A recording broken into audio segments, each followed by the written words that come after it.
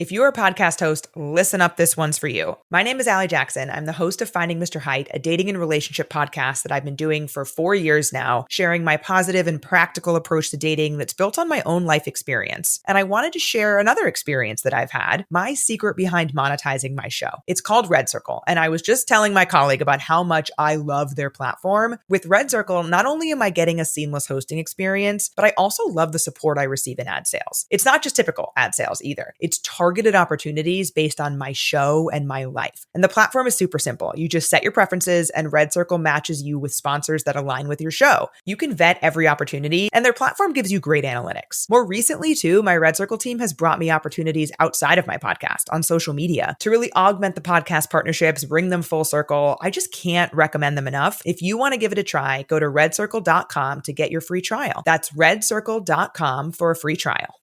This is Jordan Grace, and you're listening to the Social Suplex Podcast Network. BWB, this is One Nation Radio. You better get it right. Rich Latta James Boyd came to give them life. The Blackest Wrestling Podcast has come to kick all ass and drop it 6 feet if they kicking trash. Word, let me welcome y'all to something different. And if you dig it, man, you should let some friends listen. We be getting it in, this on the regular, dude. Ravish and flow, but this shit rude. See, James don't rap, so I had to break it down. The whole network, man, we coming for the crown. Raps in the columns, I keep them both covered. Making the beats too, so the listeners can bump it. Hit us with the rating, yeah, I'm saying it's a 5. Before you hit it, talk, bob your head side to side. It's One Nation Radio, and this is the beginning. It's Rich, and I'm here with James. It's time to listen to One Nation. We got to unleash the power of the pyramid. This is Mike Sempervive from WrestlingObserver.com. Check me out on Wrestling Observer Live every day. And also check out your boys, Rich and James, on One Nation Radio. This is Kenny Omega. We're listening to One Nation Radio. Check it out, guys. These guys know what's up. Big Kenny Omega fans, that's all that counts to me. Goodbye and good night. Hey. Hey, folks. Welcome to this week's edition of One Nation Radio. I'm James Boyd. Here we have Rich Latta. What's going on, man? Not much, man. Just here ready to do another great edition. Apparently, we are head-to-head, James, with TNA on AMC, and they are doing terribly, what I am hearing right now. It is not gone very well. Yeah, we will stay tuned. Anything funny you guys hear or see, please leave it in the comment section. And all that. Besides that, chilling, man. What's up with you? Not too much. I'm in the middle of, while sitting, I was watching this Thunder and Rockets game be competitive until it wasn't. Fourth quarter started, and they said, "Oh, never mind. This is a competitive game. We're better than you." I tell you before the season started, I'm going to keep tabs on the Rockets. I like the fact that they have an identity with Şengün in the post and Durant on the wing. And these athletic guys can defend and trying to figure out how this is going to work on defense. But man, when it comes down to it, at least when they play OKC, when it comes down to it, they're all, even though they have offensive identity, it's not enough. They don't have enough shooting around Şengün and Durant for them to overcome this Thunder thing. I don't think.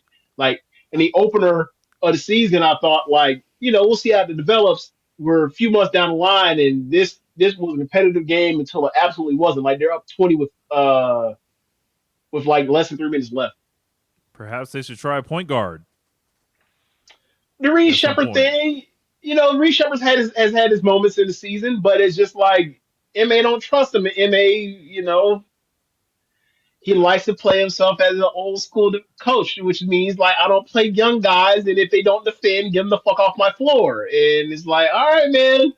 It's the league. This is the league now. If you got to skew towards offensive defense, the better offensive talent is going to win you more than the better defensive talent in the aggregate of things. Obviously, look at the Lakers about all the offense. See how that works. If you Rich Paul, you have different ideas. Bro, can we talk about that, or do we have time to talk about that? We can start with Rich Paul if you want. It's a nice way to warm up. Okay, bro.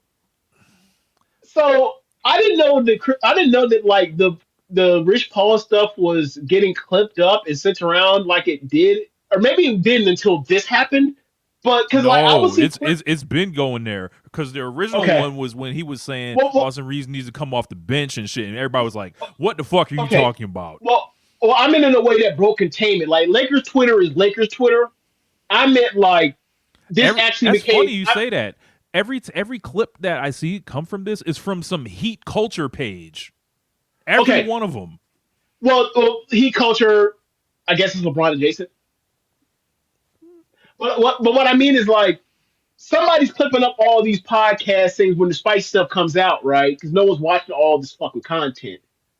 And even a show like that one, the stuff I see is like I would never watch this podcast because it don't seem actually like all that entertaining. It seems like this Rich Paul. It feels like, oh, we're finding out Rich Paul actually has no business being in front of a microphone.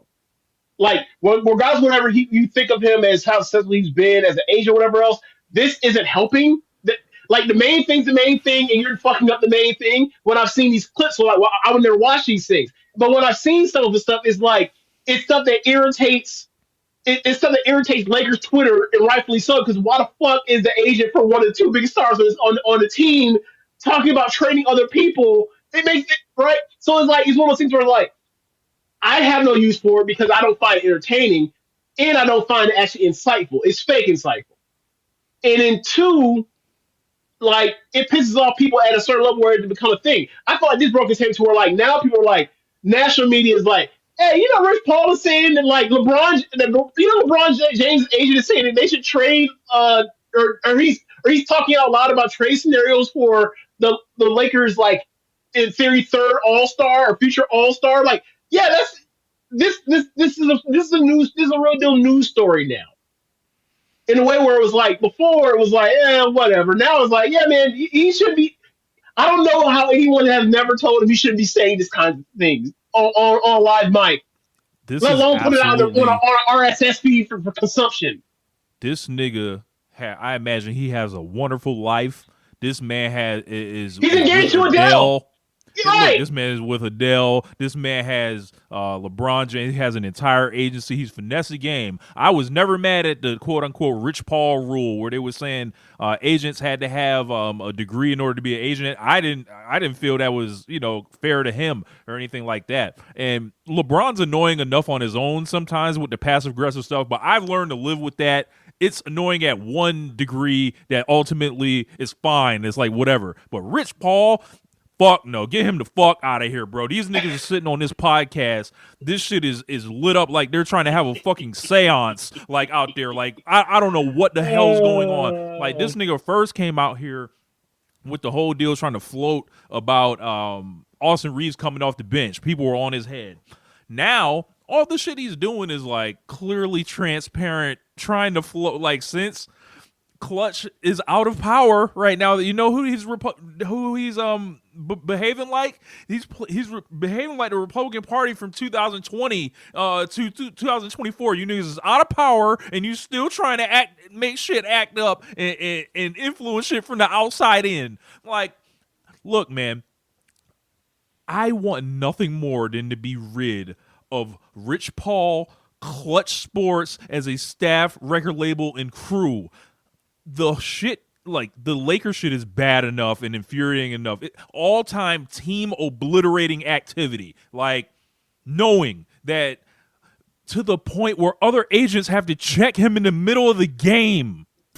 Well, it's not other agents. It's Austin Reeves' agent. That's actually the thing. It's like, yeah. It's like one of those, are we good? What's going on? What are you doing?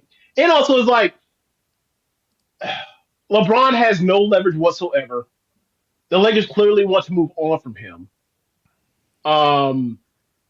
It makes sense for me now, like why I hear some of the stuff, the way like we see LeBron. These are homeboys for years ago, right?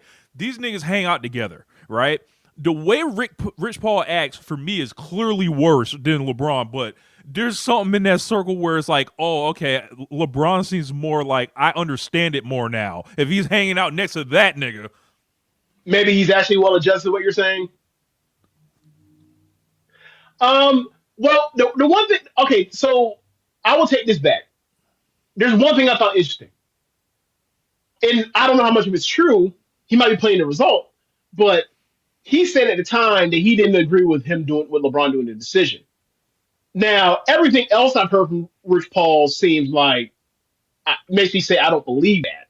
But the part where he even threw that out there, he said he would get a ball to Jordan too in clutch time or something like that too. Yeah, but that's not nothing I find interesting. Like, I'd rather give the ball to the guy that has like this big mythologized. Cool, fine, whatever. Sure, I would too. I don't like that's not interesting. Like, remember, I think Matt Kellerman did a podcast with somebody recently and said that Kellerman has been brutal too. By the way, yeah, he seems like he just like all alone for the ride. But Kellerman, it was like, and it's actually sad. Not sad. It's actually kind of weird because like Kellerman's actually a bright guy. I felt like we would, after he got done with it, however they iced him off, or I put him on ice for however long with the first take ESPN thing. You figured he would have landed somewhere and done something bigger than this, more important than this. But here we are.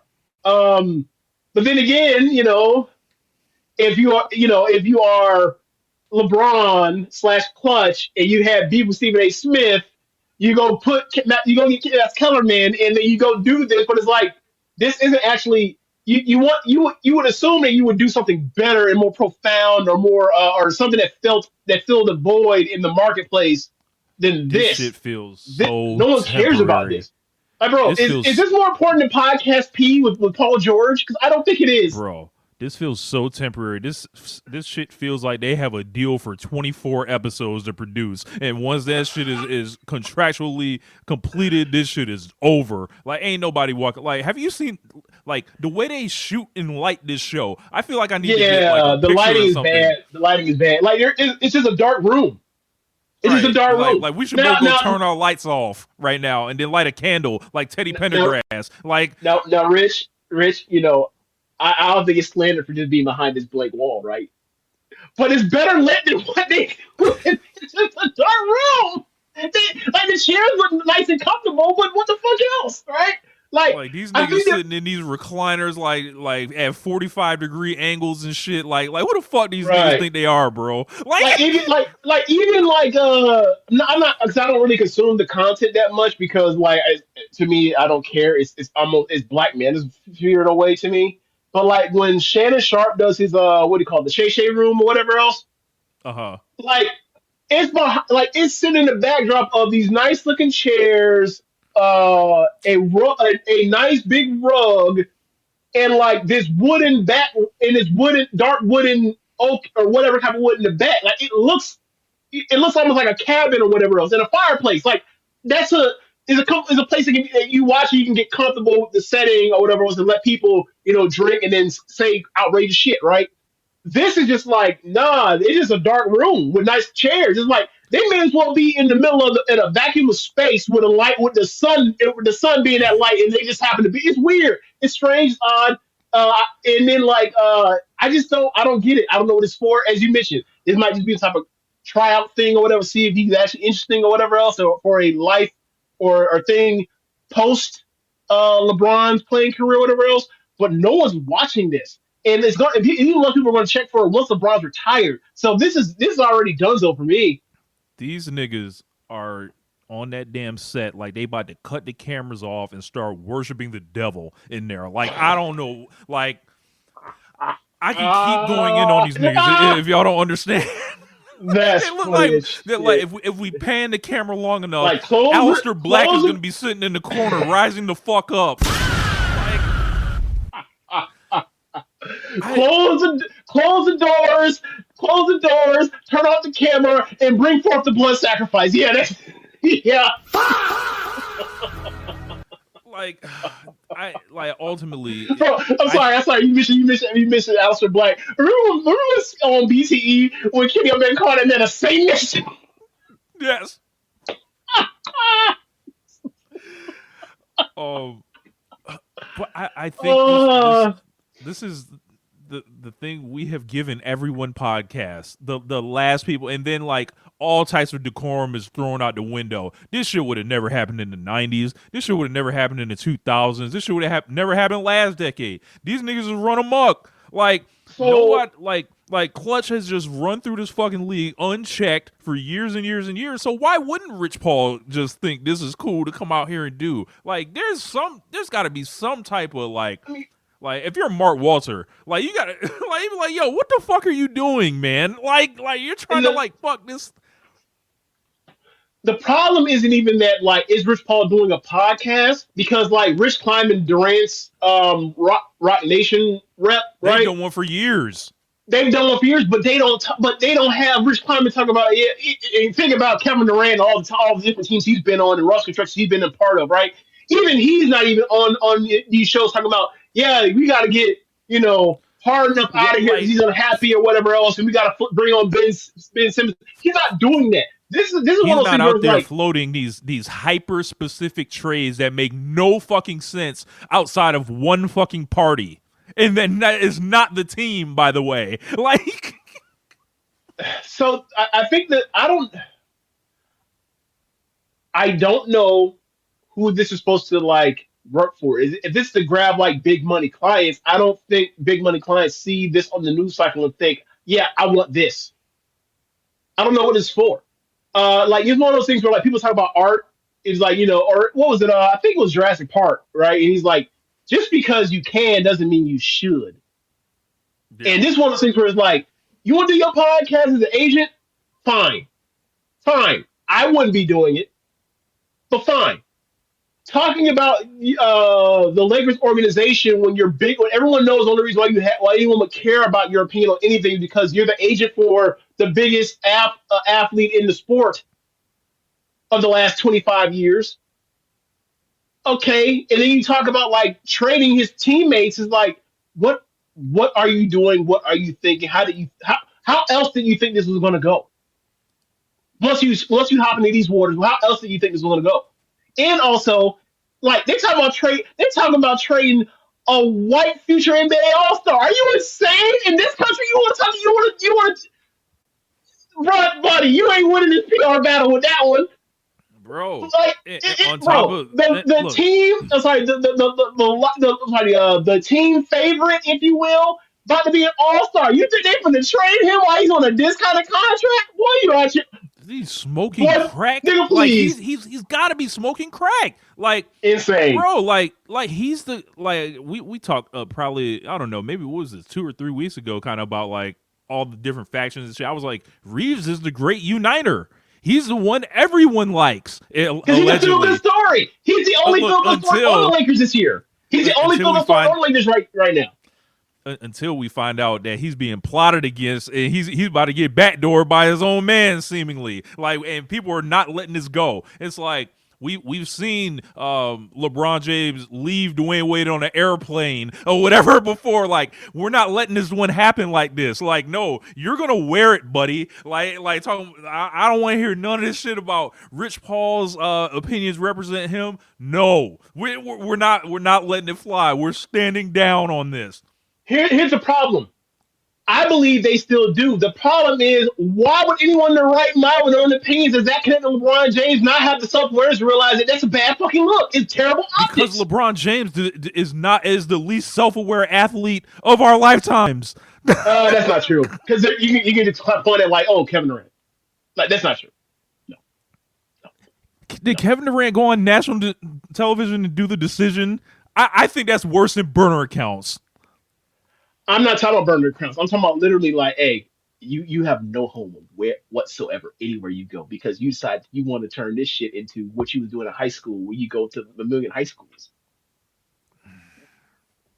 I don't think that equates to self-awareness. That is self-awareness. Hey, you are the person that says you don't care about none of this. Meanwhile, you got burner accounts. What is that? That's literally not self-aware. Well, literally not self-aware.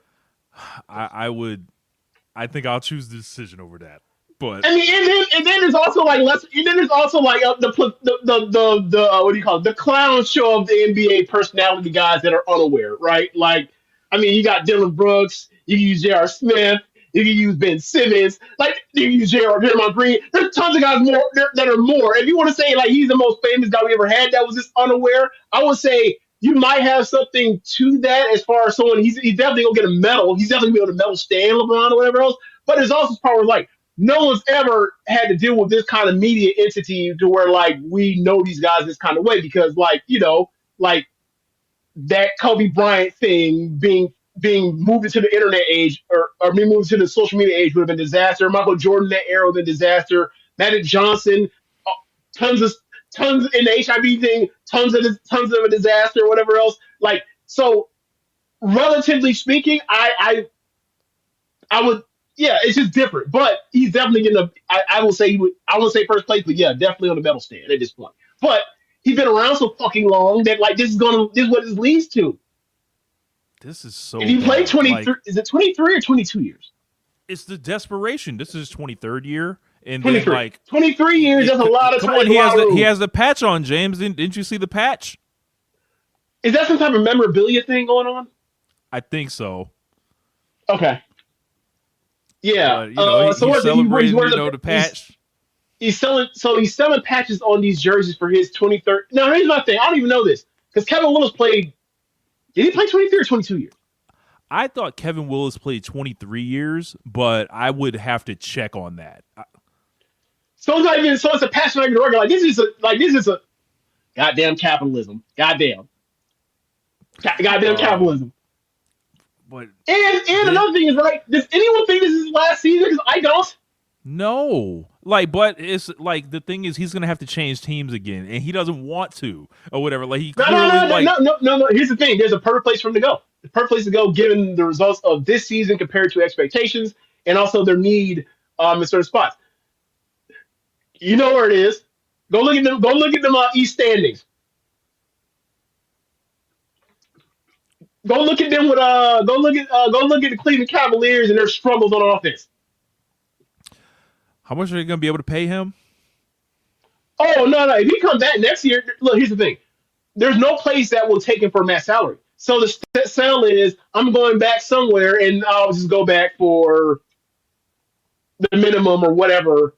Because remember, Cleveland's like $20 million or something like that. No. It has to be minimum. Like Cleveland is completely. They have like the worst cap scenario in the whole league, I believe. I'm about to say there's no way in fuck LeBron plays for the minimum. He said he'd never play for anything less than a max contract again. I know he could easily change his mind, but okay, retire. Here's the thing. There's no place either he has to play for sub max more. He plays on a place that was like, why would you ever do that in your career? Right. You want him in Charlotte? So you want him in Charlotte? It feels like, look, this could be it just because of that. And that's why they're scrambling so hard to try to make these fucking ridiculous trades, bro. When I heard Lowe break down that Jaren Jackson trade and talk about the money, and it comes back to that same reason why LeBron taking a pay cut wouldn't have helped anything or whatever. I watched that clip for Legend of Winning talking about that, and like for me, it's like most of the thing with Lowe is like stuff I already agree with, and then he'll like explain it in a way that I never thought of, and that's what I find interesting. But like that trade never made sense because of the contract discrepancy. It never did, and also the part where it's like Jaren Jackson Jr. Forget the whole joke about the 6 rebounds thing or whatever else. I'm not getting it. Yeah. If you have Luka Doncic, you need somebody that's a rim lob threat. And given the injuries that Jaren Jackson Jr. has sustained in his career, and given the offense that they have put in Memphis that has led to a lot of the more off-ball movement and less pick and roll that has hurt John Morant's career so far, or the last like 2 years or whatever else.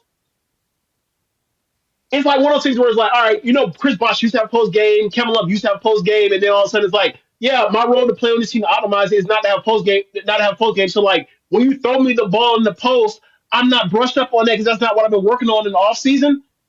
Like, yeah, if you want to say like, okay, you want to bring him over, he hasn't ran pick and roll like that for a long time. Like, it's not the same thing as like having a Steven Adams or a Jokic or a actual big wide body that actually beneficial in this game, in this day and age of setting screens now. Like, having a big center actually matters in a way. It is one of the premium things of having one big like that now these days, right? Because like now guys set screens. Wembanyama walking around now.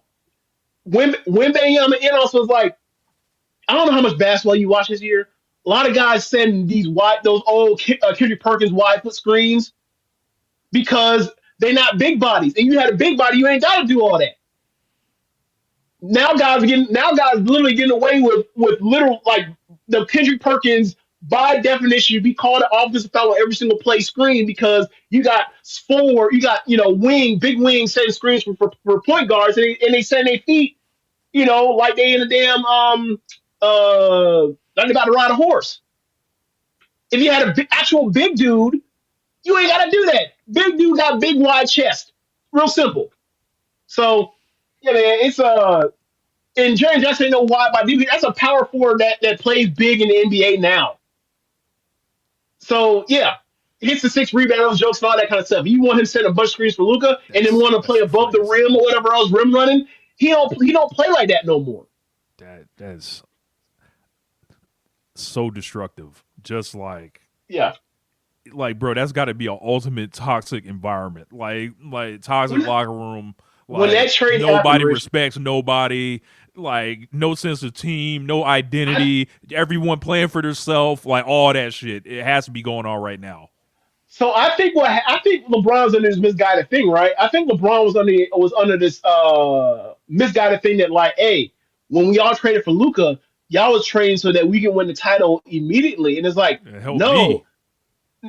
Yeah, in theory, yeah, like help Luka and help me or whatever else. We go win this title or whatever else, and this is our new window. It's like, no, man, the window is after you. And we said this when the trade happened. Like when the dynasty starts after you, nigga. You stupid. There ain't gonna be no dynasty with the Lakers, but with Luka. But anyway, like the thing is, like, hey, the window is like the window isn't a championship when the window is a window for contention, and it's now been kicked open from it was open by an inch to now it's been spread over because it's been bust wide open the door where you say over the next 5-6 years. I said, yeah, whatever. Over the next 5-6 years, we can do something with Luka Doncic being the centerpiece of this, and this will be post LeBron in his contract being off the books, and also this new salary cap structure that is very prohibitive or whatever else. LeBron saw that as, y'all got Luka and LeBron. We got Luka. We finna try to win. No, that wasn't the case. That was never the case this year. That was never the case last year either. We luck into a undrafted free agent guy that we developed. It turns into an all-star, and we supposed to just and he's scoring 30 points a game when he plays. We supposed to just be like, you know what? We gonna dump you out of here. Fuck that! Like, hell no. You got to re-sign that guy for the contract. Right. And here's the thing that's also not funny about it is, like, look, man, like, going to the season, like, you thought, okay, I don't know about Matt's contract, but, like, some approaching it, and that will be used with what LeBron's, like, money coming off the books will be used towards Breeze, right? But it's like... Look, if you wanted to get Reeves out of here, you would have had to do it this summer. You would have had to do it before he came back and started going crazy. Because he had the playoff stink on him last year. I think a lot of people would have been open to it. No, that was never going to happen because he was too good as a player even then. He was too good as a player fitting around those two even then, and you knew there was room for growth once LeBron was gone. So it was like, okay, you see where it takes you. And, like, even if he hadn't improved from last year to this year, it was still like, all right, do we want to pay the guy that's going to be going into year 24? Or do you want to pay the guy that's going to be going into year 6 or some shit like that? Like, obviously, the answer was going to be It's Reeves. like common sense. Is this a video game? We wouldn't think twice. Like, right. So it's like, look, man. And the thing is this, right? Even post LeBron, I have serious concerns about what this is going to be for this Luka era. I don't know if we've ever talked about this. I have serious concerns about Luka and, like, hey, man, he don't get to the rim no more. Like, not trying to dunk on people. Like, he don't get to the restricted area for layups, floaters. It's a whole lot of step backs. And, like, you know, this is a dude that was never as good at a three-point shooter for the amount of threes he takes. But he figures out how to get to the free throw line, and he figures out how to end up getting 30-some points every single night. Seeing his shot diet this year has kind of been like, okay, maybe he's not going to be first team All NBA like for the next half decade, like I thought he was if he was going to be healthy. However, you still make that trade to get out of Anthony Davis business, given the Anthony Davis right now. Right. Absolutely. So, like it's I'll still a cross win. this bridge with Luca over the next 3 seasons. Like Right. you know, I see no Worst reason case- to just jump on him worst right case- now. Worst case scenario, right, Rich? You have a guy that's going to be a first and second team All NBA guy the next 3-4 years. If you don't win a title, oh fucking well. What was the end game going to be? When it was going to be Anthony Davis and LeBron running it down to the ground? And I don't mean run to the ground like they're terrible people. I mean like they're at the end of the rope health wise and age wise.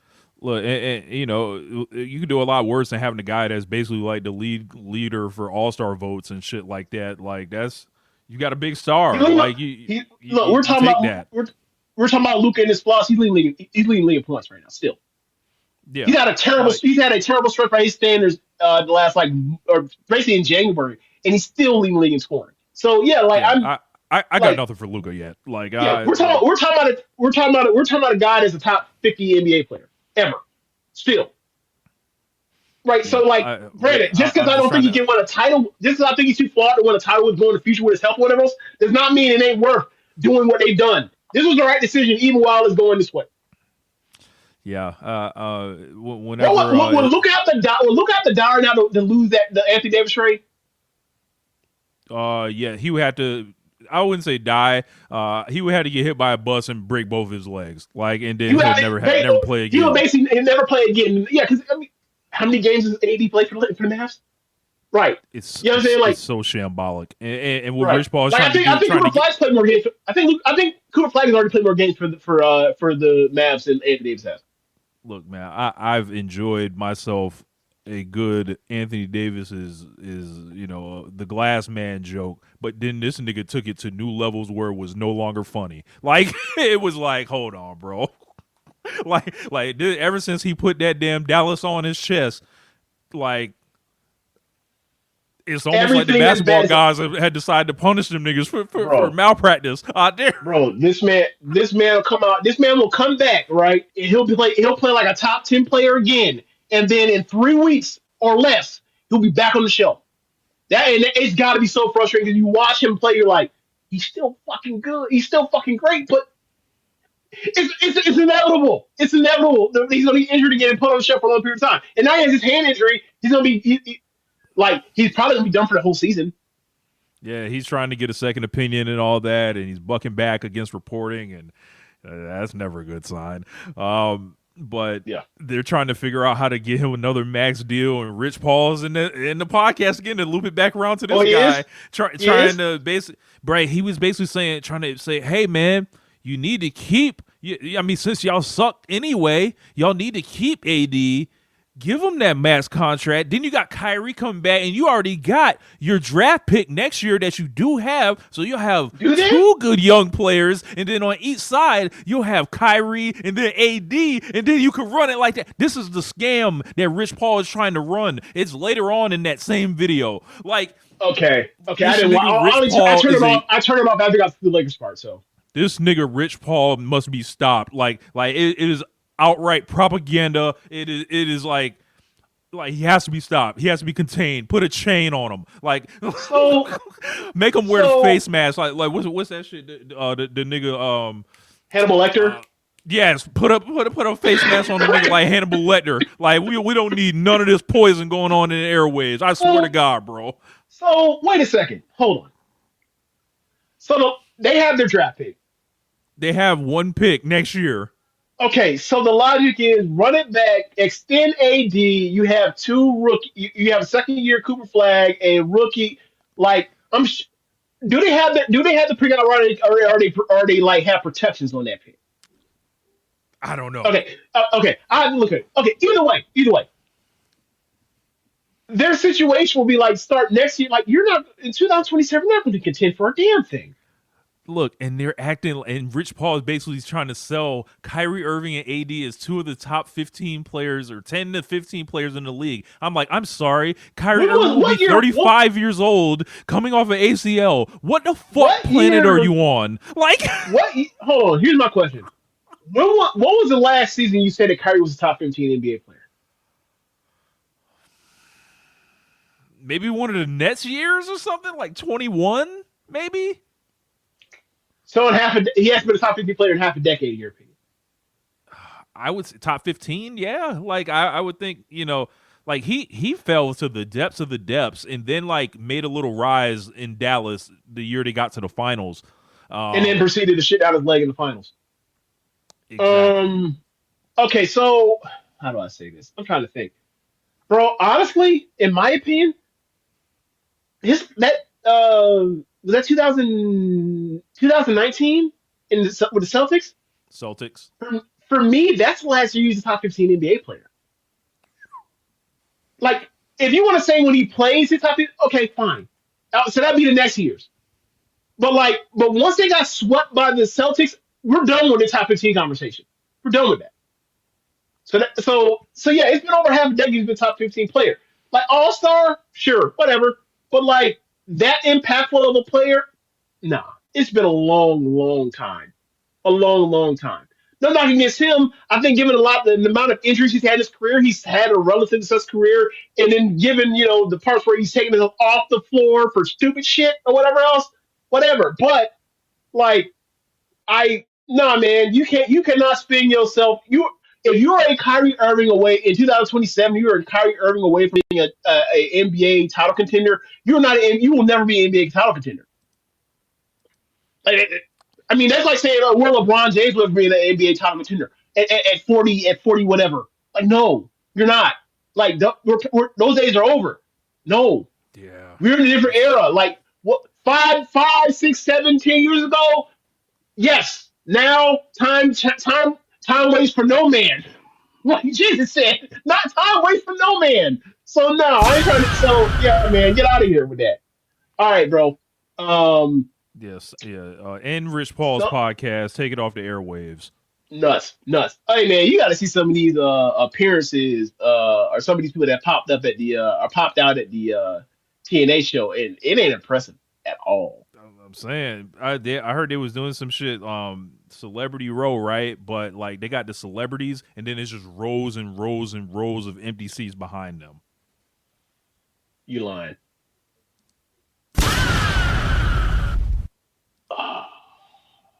I am not. I only speak. Hey, I only speak in truths, brother. Hey man, Honcho in the back cooking up.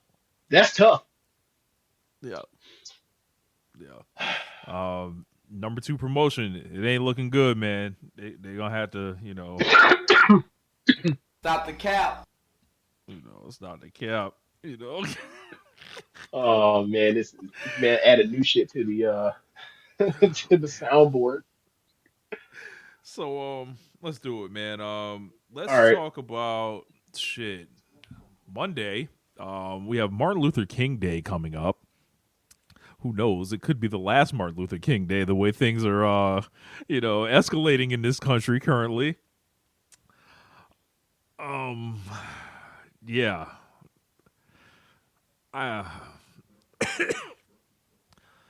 It's tough, man. It's really tough because you hear obviously how Martin Luther King Day came into existence some 15 years after his death. Meanwhile, a podcaster who meets his unaliving gets a recognized, from the government within 34 days. I hate to compare the two because it feels dishonest to do that. But I'm very concerned about how all this stuff is just going to be allowed to happen. How a lot of this stuff in this country right now, especially in Minnesota right now, seemingly is just allowed to happen. And for me, I see a lot of people that we know, a lot of people online feel like it's unprecedented times, but it's not. Like no, it's not for non-white people. No. Yeah, and it's like not for non-men. No. Yeah, it's really saddening, man. It just makes me look at this country like yo, I felt like when we were growing up, we were the people that were set to make this thing right or whatever, because That's what we were sold. Everything in the history books was fucked up. We would never be as dumb as those people in the past to allow whatever the fuck. And now, I just see what's going on, and just so many people are just cool with being bootlickers and just, I saw a great clip a couple minutes ago. Everybody's always talking about the Second Amendment and all this stuff, to rise up in case of government tyranny. Well, where the fuck y'all at? Second Amendment people? The where y'all at? The working fries. Y'all sounding real fucking quiet right now. Like you guys sound like you are like you have your back straight, like you have your lips on the boot. So people go ahead. I was gonna say they're justifying people disobeying commands and acting like they're breaking the law.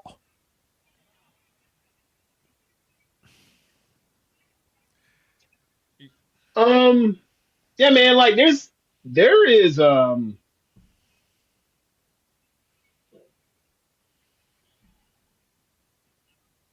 I don't know any better way to put it, but like this is a thing because there's a video of it. And I have not watched the video. I've seen stills I of have it. not either. I've not wanted to engage. Now it has never like psychically cost me, it's never paid me to watch one of these videos, right? I just haven't gotten around to watching it. But from what I've heard of this video, and the details about after is like, it'd be one thing if this were, an actual cop, like ice agents are not even cops. Like cops actually but these are backup cops. These are reject cops. You know what I mean? Like even in the may want to serve vigilante justice. Yeah, even in the 50s and 60s when like police departments like the LAPD were like recruiting like KKK members out in the Deep South, right? At least they had to pass tests to become police officers. These ICE agents people are people that want to be cops and couldn't pass these tests, so they ended up becoming ICE agents. Like, so this ain't even protect and serve or your taxpayer dollars. Like, this is your taxpayer dollars going towards backup jackbooted thugs. You know what I'm saying? Like, so that's one thing I want people to keep in perspective when it comes to this. Like, there are no standards for this. So yeah, and Rambo Slam Pig he's right on the money with that one. Yep. So yeah, it's just so for this to happen, like the scenario that you get these kind of boots on the ground, these backup boots on the ground, these third string ass boots on the ground, these walk on ass boots on the ground, that stuff like this is going to happen. Yeah, and someone should have the foresight. Well, someone did have the foresight because this isn't a feature. This isn't a bug. This is a feature. This is going to happen and probably continue to happen. And then people will get numb to it, just like what was happening with school shootings. With, every or twice a year seeing a video of somebody getting unlawfully or unrighteously, shot for no good reason to death or killed for no good reason. And like, I mean, the main thing is this, right? Like once people start deciding they're like, hey, protesting to get the fuck off of the streets because it's inconveniencing my way to get to work or whatever else, and don't understand what the trade-off is for the riot or not the riot, the protest. That's your answer. People would rather not be inconvenienced than, And a bit, and either things will change or they won't. Yeah, man. It just makes me feel like I don't even know if America failed, because some people, like, it's like they would consider America failing by like this shit happening like a different way. I'm sort of stunned into silence just thinking about the historical parallels here, unleashing, the military on, your own citizens. That's crazy to me. I just can't figure out like what made people want this so much. Yeah, I know, but it's just like, damn, did y'all want it that badly? Like, where was all this? Like, did y'all want this 20 years ago too? Did you want this 25 years ago? Did you want this 10 years ago? Like when did everything just flip up like this? The internet, because the red pill, manosphere, all that shit, like, as the internet has progressed and the internet in more generations become like, to people, what they think the real life actually is, you're more susceptible to propaganda because you ain't outside. And you're more isolated. And humans by nature are not isolationists. They're people that thrive with communication and community.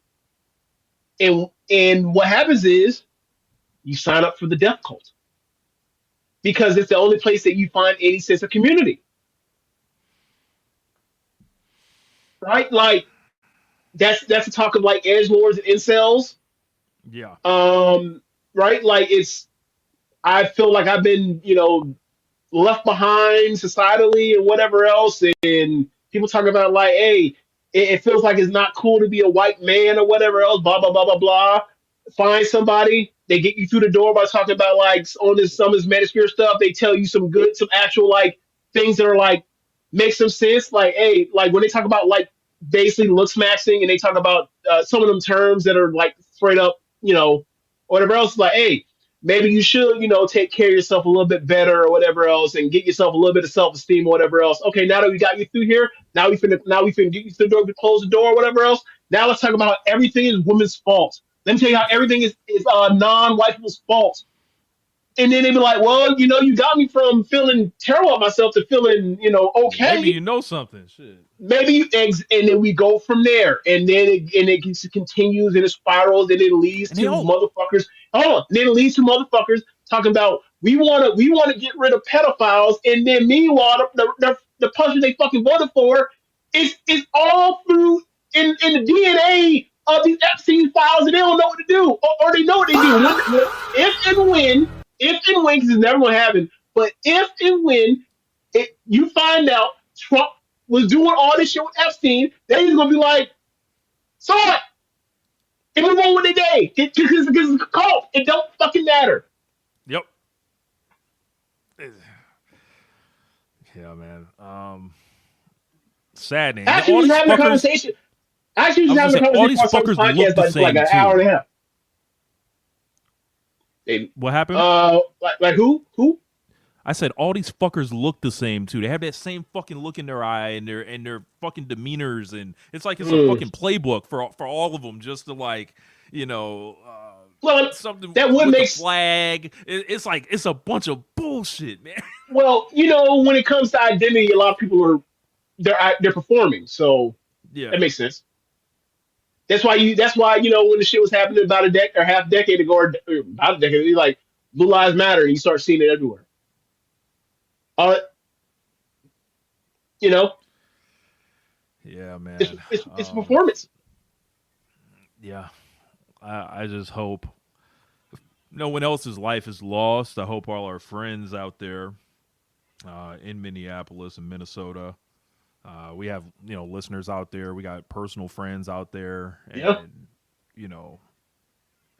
I hate to say, I just hope you're safe. Like, it's obvious. It's just like I hope you don't have to. I hope you don't have to hide from these people. And another part about it is it's cold as fuck up there right now. It's cold as fuck up there because it's cold as fuck down here right now. What is it down there or up there? It was in the 20s today. It's 29 right now. Brother, it's like 50 something right now. And I went outside for I went outside to go do something because it like the trash can got flipped over. Had to go pick up the shit that came out the trash can. That job in E-weather sucks.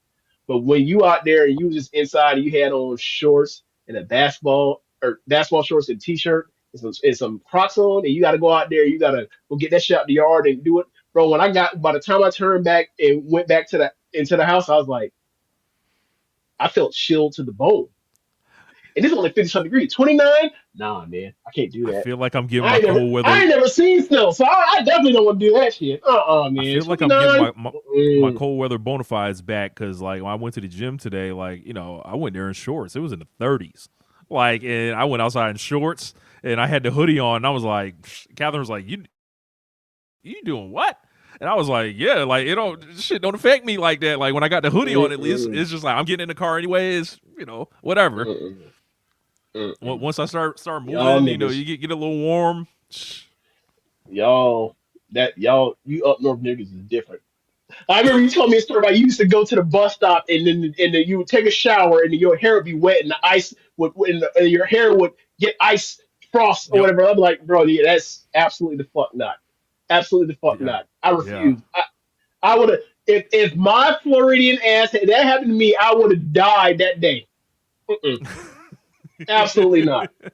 Absolutely not, bro. A bitch hates taking a cold shower or taking a shower in the cold. I gotta turn the heat on and let that shit heat up for like 5 minutes before I ever sit my ass into the tub. Nah, man, y'all different. Absolutely not. Yeah. So, I felt like kind of had to talk about this stuff, and Martin Luther King Day is coming. So,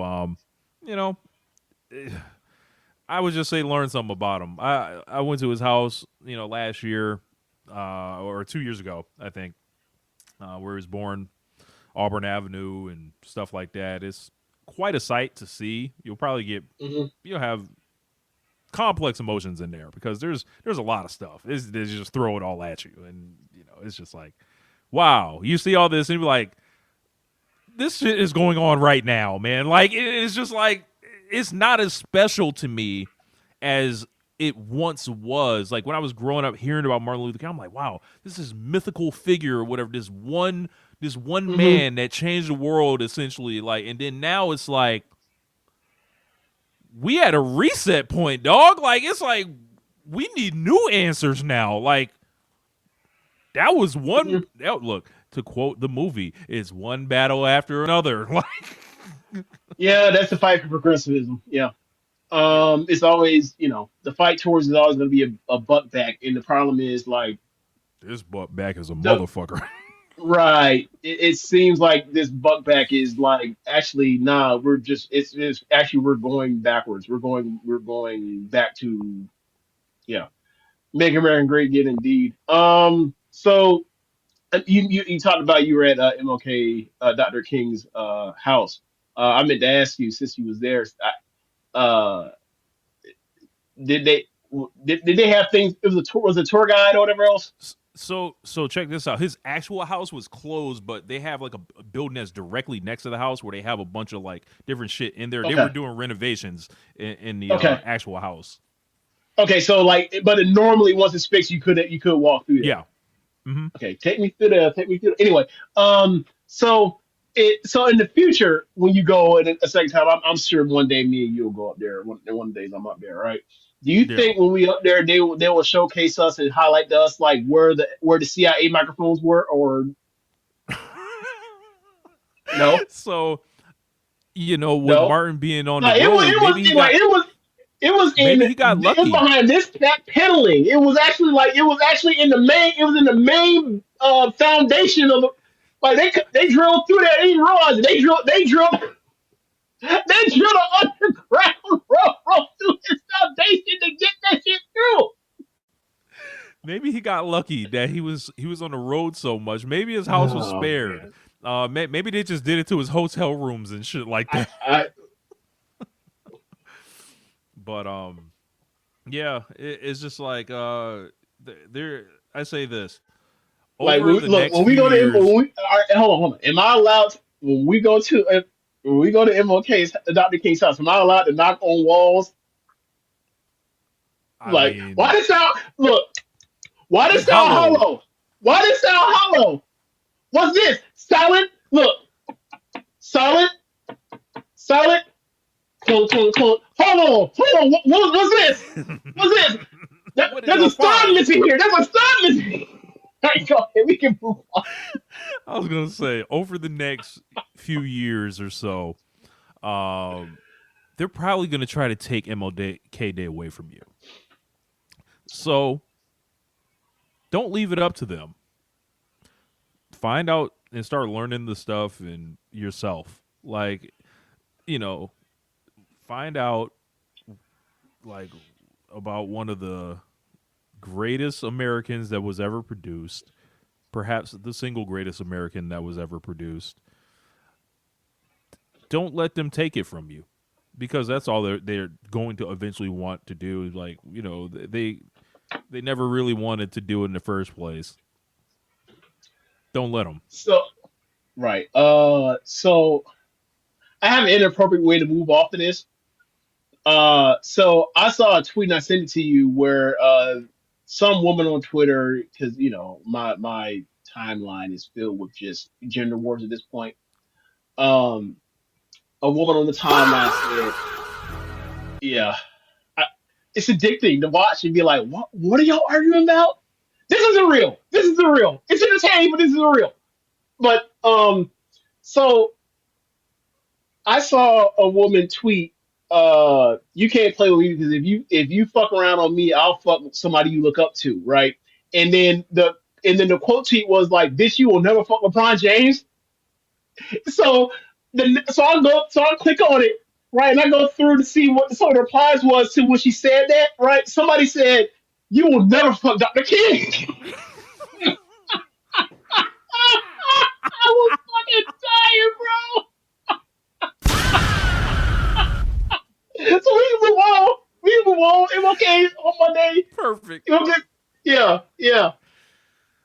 Oh boy. Nice, thoughtful MLK Day segment. It's not even okay. We can't do that. We're not bound. We are not bound. We don't run on Mondays no more. Correct. Yeah. You get the silly little ones as opposed. Go ahead. Yeah. I was gonna say I do got the day off Monday, so I appreciate that. So, but yeah, man, let's talk about Drew McIntyre winning the WWE Championship in all-time hilarious fake job fashion.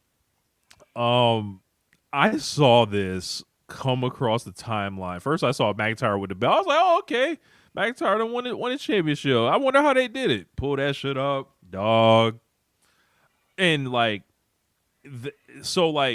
remember when Sami Zayn lost to Roman Reigns in Montreal, and the thing was, it was Sami Zayn beat himself, like they made him look even dumber or whatever. It's that nigga they made him he just melted down with rage or whatever.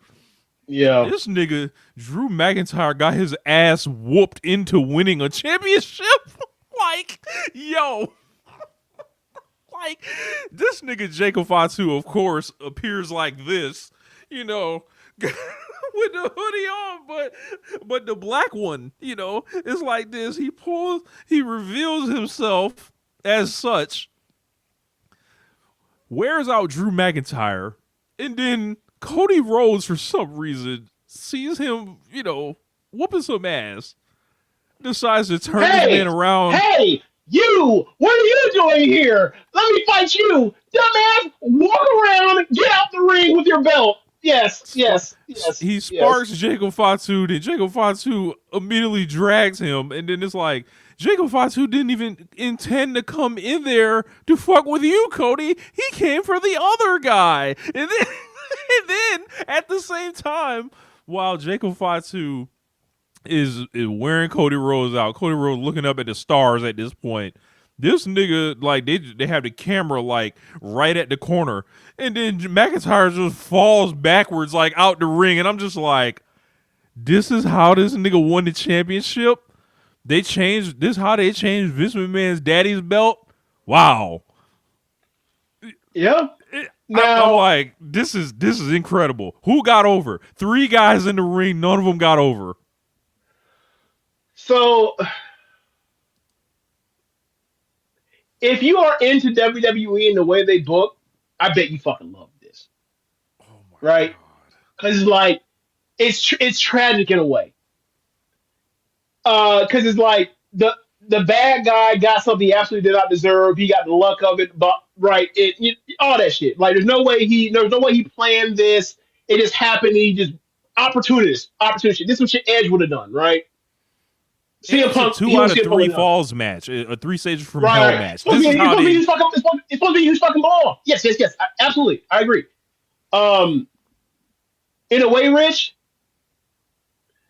this is like a makeup for what happened to Drew McIntyre in Wales. You had a fucking random Samoan show up and fuck him out of that match, and 3 years later, 2 years later, whatever, 3 years later. Now you have a random fucking Samoan show up and was coming to whoop it out, but he's a heel now, so he got the best opportunity and rolled out with the belt.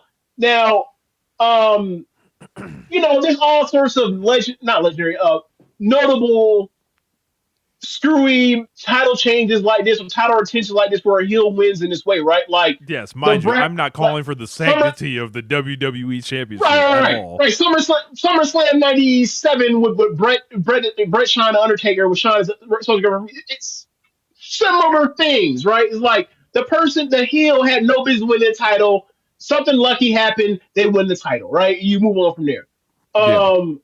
My thing is,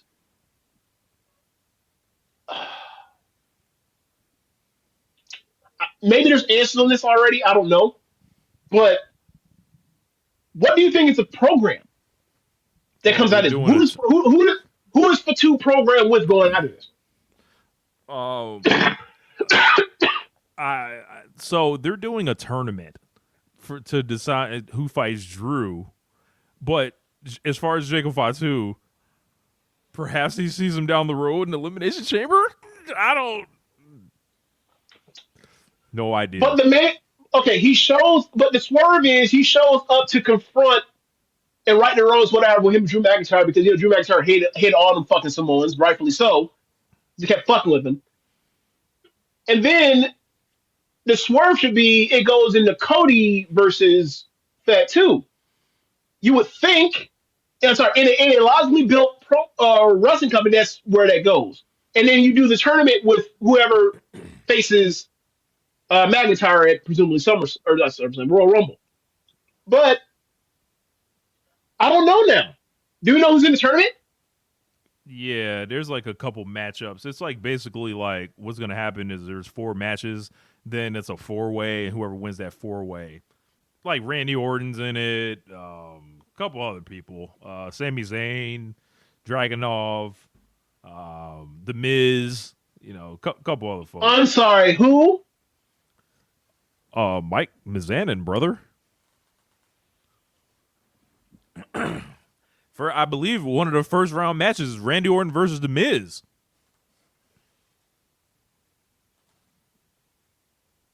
Get into it.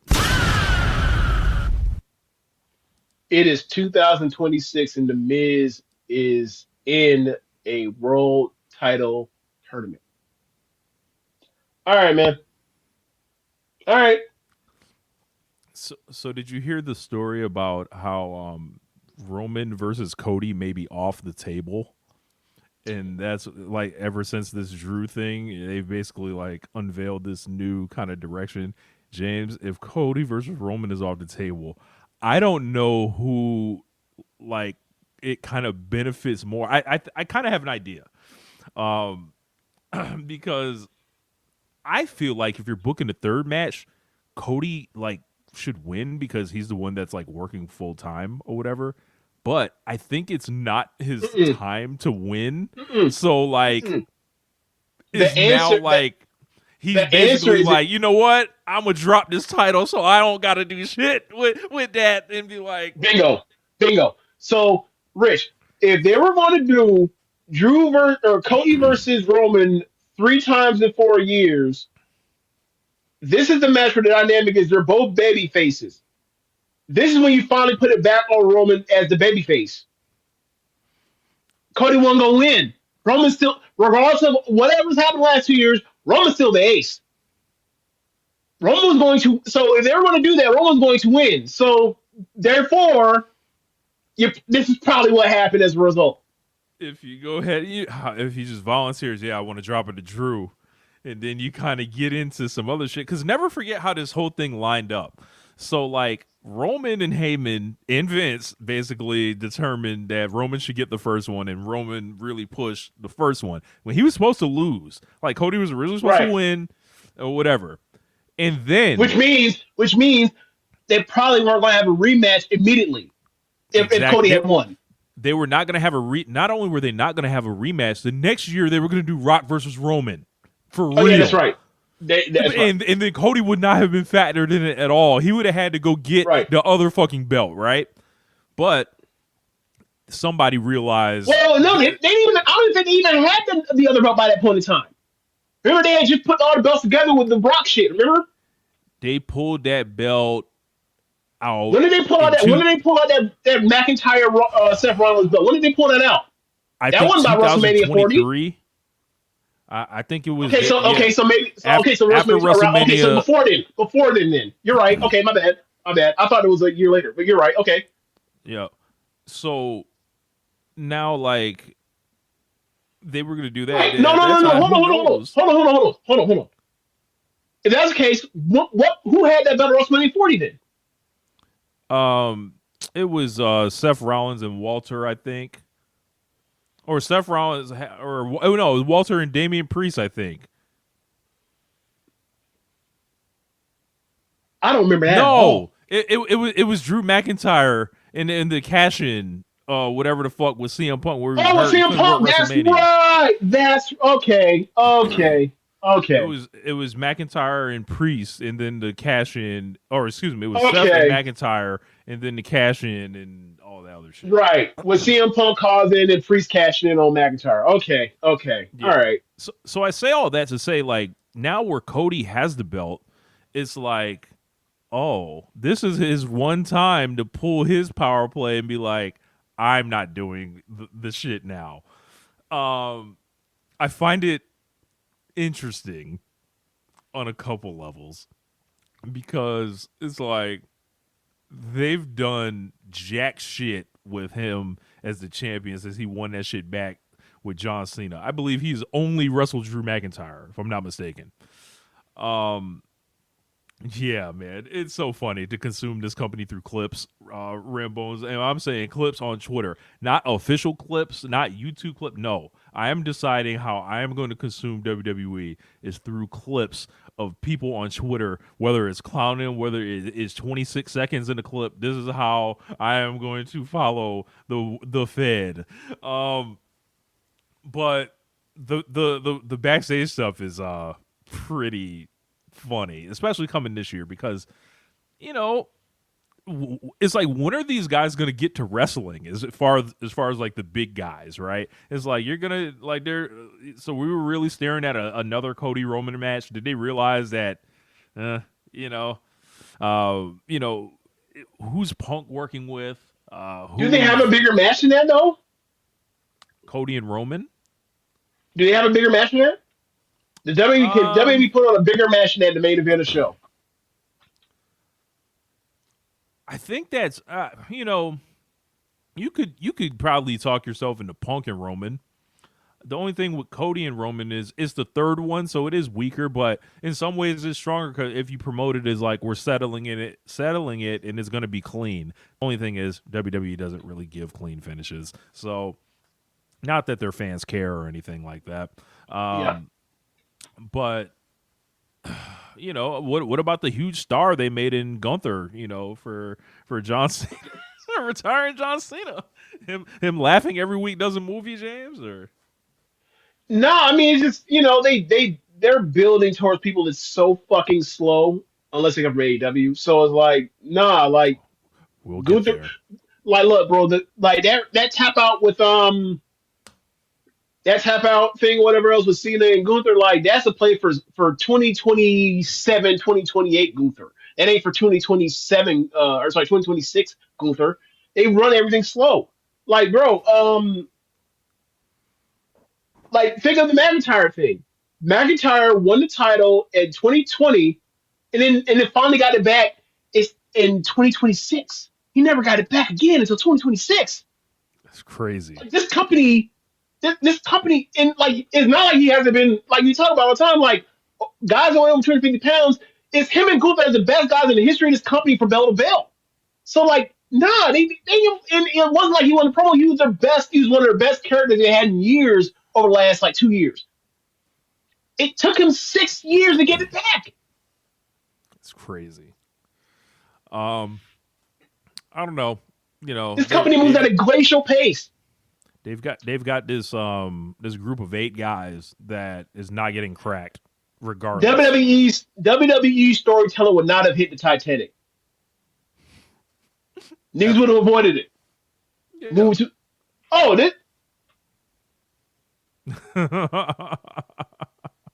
We good.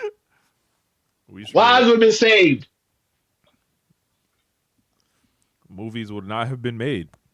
That's true. So you mentioned WWE. I mentioned the essentially the top 8 that's very difficult to be cracked. So I wanted to talk about what people are now calling, since Tony Khan's in the soccer business, the AEW transfer portal or transfer window. Okay. That is seemingly opened up. It's pretty interesting to see the names that are in and out. Of course, we will talk about Powerhouse Hobbs being on his way out of AEW. I think that's kind of the headline thing here. Of course, when an AEW departure happens, end of the world, discourse commences. So we'll break it down, but we'll go through the list first. First coming in, actually we'll start with the outs. Powerhouse Hobbs, it was reported that he is his contract expired, chose not to re-sign, after being made a substantial offer, and he continued up until yesterday, and he is presumably headed to WWE. Mercedes Martinez is not back. Matt Taven was out of here, as well as Alex Abrahantes. And then people on the way back in, or in for the first time, he's starting with Andrade.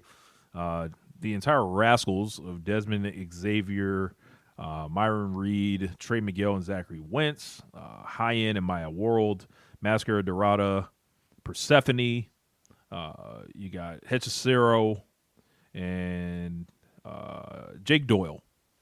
So let's talk about Hobbs, man. So Powerhouse Hobbs is out, and he's been the subject of a lot of discourse here today. And I'll say I really liked Hobbs and what he brought, to the company. Nice guy. Talked to him a few times. And, just seeing, I think, where he came in from, I've seen a lot of people throw around a lot of different things, like just saying there was a failure of him and there was this, ceiling that he couldn't crack. Perhaps, that's why he's making a move. And, more power to him. Sometimes you just got to know, I think, like in this, I've had, some conversations and, some people, I said this before, and I don't mean it to sound bad. Sometimes it just does. But some people love the Fed. Like, and some people grow up wanting to, test themselves there or, be wrestlers in WWE eventually. And I think, in Hobbs' case, probably looked around and was like, no, I've been here for 6 years, and I probably went as far as I could go. But I think people should pay attention to those 6 years. Like, this is a guy, and I think it's a radically different reaction from the fan base when someone like Ricky Starks left. Everybody, I think most people were sick and tired of him and like good riddance. It ain't that hyped up anyway. But Hobbs this guy started on AEW Dark. completely different body profile than he ended up with. He hit the gym super hard. Credit to him, got in killer condition. And, I think a lot of fans were happy to take that ride with him. And you look when you start when you come into a company and where you leave. I have trouble calling this guy like a failure. I have trouble saying that AEW failed him. When he walked in as an enhancement talent that was on Dark, losing in 20 seconds. And then he leaves. He's working, in a main event program adjacent. Held a singles belt before, trios belts. We all know what they kind of do with those. But this guy's profile, too. Yeah, this guy's profile where he's gonna go, he goes in way higher than he would have otherwise. Am I off base here? No. I think there is a desire that people, or I feel like I feel like they've missed opportunity. It's someone that looks like Hobbs because, like, whether it's obviously bad luck like Brody Lee, but Brody Lee, Hobbs, Lance Archer, Wardlow, Luchasaurus, you had guys you could push as a Hoss wrestler to a certain level that you could have maybe put the belt on or had potential at least for that at some one point or another, right? And none of them ever broke through. And for AEW to start the way it started, where it was literally like you had your Hoss matches here and there. You had a big guy beat the shit out of a little guy for like 3 minutes, like Marco Stunt getting his ass whooped. And then you had lucha matches, and then you had like basically a New Japan super match or super indie-rific, party match or whatever else. It was like, it was fun to see all these variations, and you saw people at different points seem like they're going to break through to a certain level and get a shot at the main event that was a super heavyweight. And Hobbs one of those guys that had the potential for it. It never got there for whatever reason. And another part that's super frustrating is like they just put the belt on Samoa Joe, and it's like in those matches that Samoa Joe had with Hangman Page, like none of them were better than the match he had with Hobbs on TV. That's true. And then you throw in like someone like, and then you throw in the roster you've had at the time of the main event. If you didn't want to make them any of these big super heavyweight Hoss guys, you never wanted to make them the top champion. Cool. I don't. You could have put them in the main event as title challengers that had great matches. Heyman Adam Page has had kick-ass matches on TV or pay-per-view with the likes of Brody Lee. He's had them with the likes of Wardlow. He's had them with the likes of Hobbs. You look at someone like Jon Moxley, had good matches with them same kind of guys. CM Punk had good matches with those same kind of guys. Did I mention Moxley? Mention Page? Oh, Cody. Yeah. Cody had good matches with those same kind of guys. When you had top baby faces around, those big, big brute motherfuckers serve purposes for the top baby faces. And now, none of them are there in that kind of way. And so this is a part of Tony Khan's style. If he don't see you at the main event level to be able to wrestle that quality of the match, unless there are some type of huge exceptions or whatever else, you're not going to get there. And that's fine. But the variety of life, it'd have been nice to have been able to have thrown, Hobbs into title match X, Y, and Z, a Maximum Carnage, what do they call the beach shit? The basically the version of Bash the Beach now. What do they call it? The Beach summer one. Blast. Beach Blast, whatever the fuck. It's basically Bash at the Beach. Like when they do, I mean, they did throw Hobbs in that like this calendar year last year. Like he was the Moxley challenger on TV. Yeah, and then went back. He fucked up his knee. But what I'm saying is, no, for the AEW title, that was for the IWGP title when he fucked up his knee.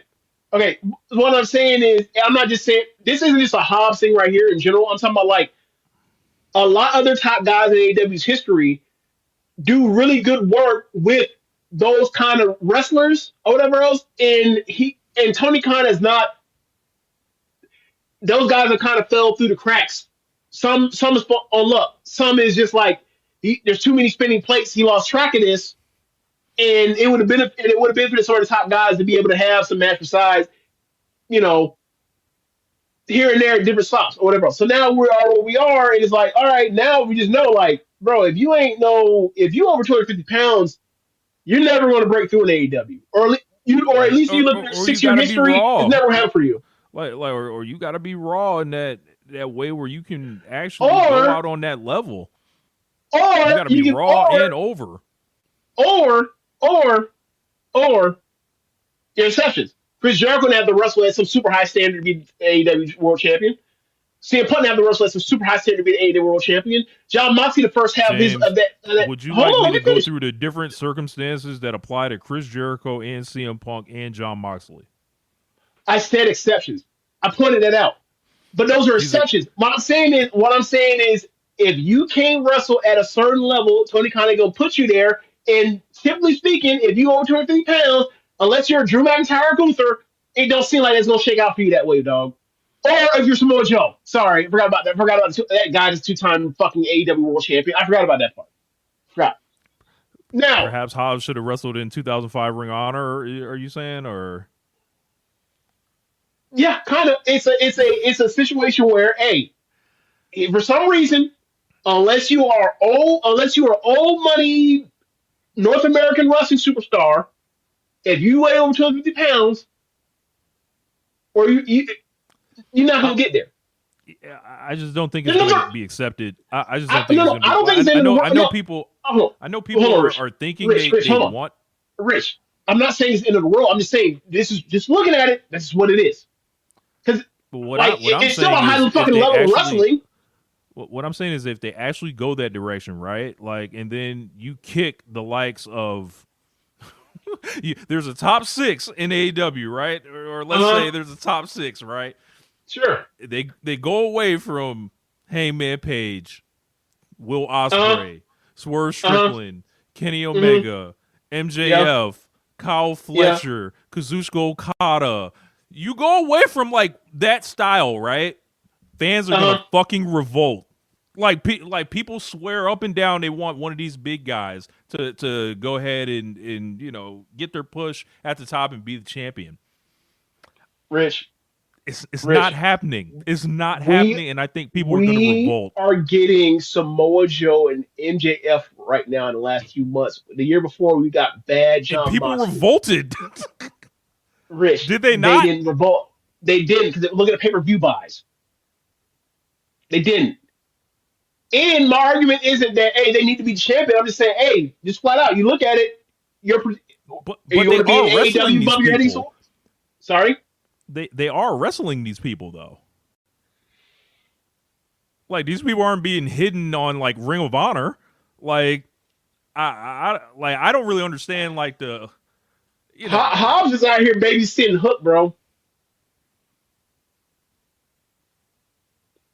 He was babysitting Hook the last few months, or a couple months. Like, it's fucking Hook. Are we serious? What the fuck are we doing? He had a profile match at Blood and Guts, like against the champion, the literal champion. Like, we just saw. It sounds like he was programmed to me. At the exact level you were requesting, working with the champion, having a good match against the champion.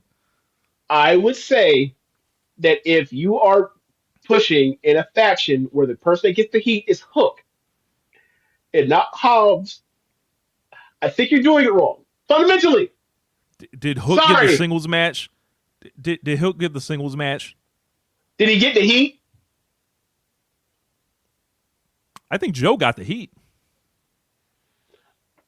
I think they were sending Hook to the locker room. I think no one got the heat because the fans were like, Hook, are you fucking serious? Like, for Adam Page to come out and be like, my fucking title reign because of Hook, it's like, that's a failure. We fucked this up. He got so much heat, he had to wait 2 entire months to get him in a tag team match. Bro. Like, no, man. Like Hobbs clearly got the right hand man spot. Like Hook was like they were trying to use him like Dom Mysterio. Like it just didn't take. Like, but it was a mistake, bro. It was a mistake. Like that whole title reign shit was a mistake. And like Hook is a part of it. I'm sorry, Hobbs is a part of it. The only argument I feel like is better. you could have gave. Like the only argument for me is you could have gave Hobbs the belt instead of Joe there, but ultimately he's walking out the door anyway. So, I wouldn't even have said that. It's like, hey man, like look at this thing. It's like, okay, the decision is we're going to get this belt to Samoa Joe because in a month later we're going to get it to MJF for some strange fucking reason. But they're like, in the meantime, let's have a really good ass match with Powerhouse Hobbs and Adam Page to showcase that, like, oh yeah. This is even more preposterous why it was ridiculous that we made Joe the champion. Like none of this is good. None of these were good ideas. None of them. And it's like if you're Powerhouse Hobbs and you're sitting backstage and you're seeing all this shit going on, it's like, am I ever gonna get a shot? Not to say that he's gonna get a shot in WWE, but it's like, hey man, I can always come back here when this shit don't work. No, but the answer is the other side of this now, or the answer is sure. The answer is, hey man, worst case scenario, I can always come back to AEW. Because everyone comes back to AEW, or not everyone, but like people don't come back to AEW after they try their luck in WWE. Lucha Bros gonna come back to AEW eventually. I think in Hobbs' case, it's the perfect time for him to go. If you look at his age, like he's 34, he's relatively young. 6 years on national TV, of course. He's walking into a fucking minefield. Let's just get on the fucking table. Yeah, like, we know he has people that will.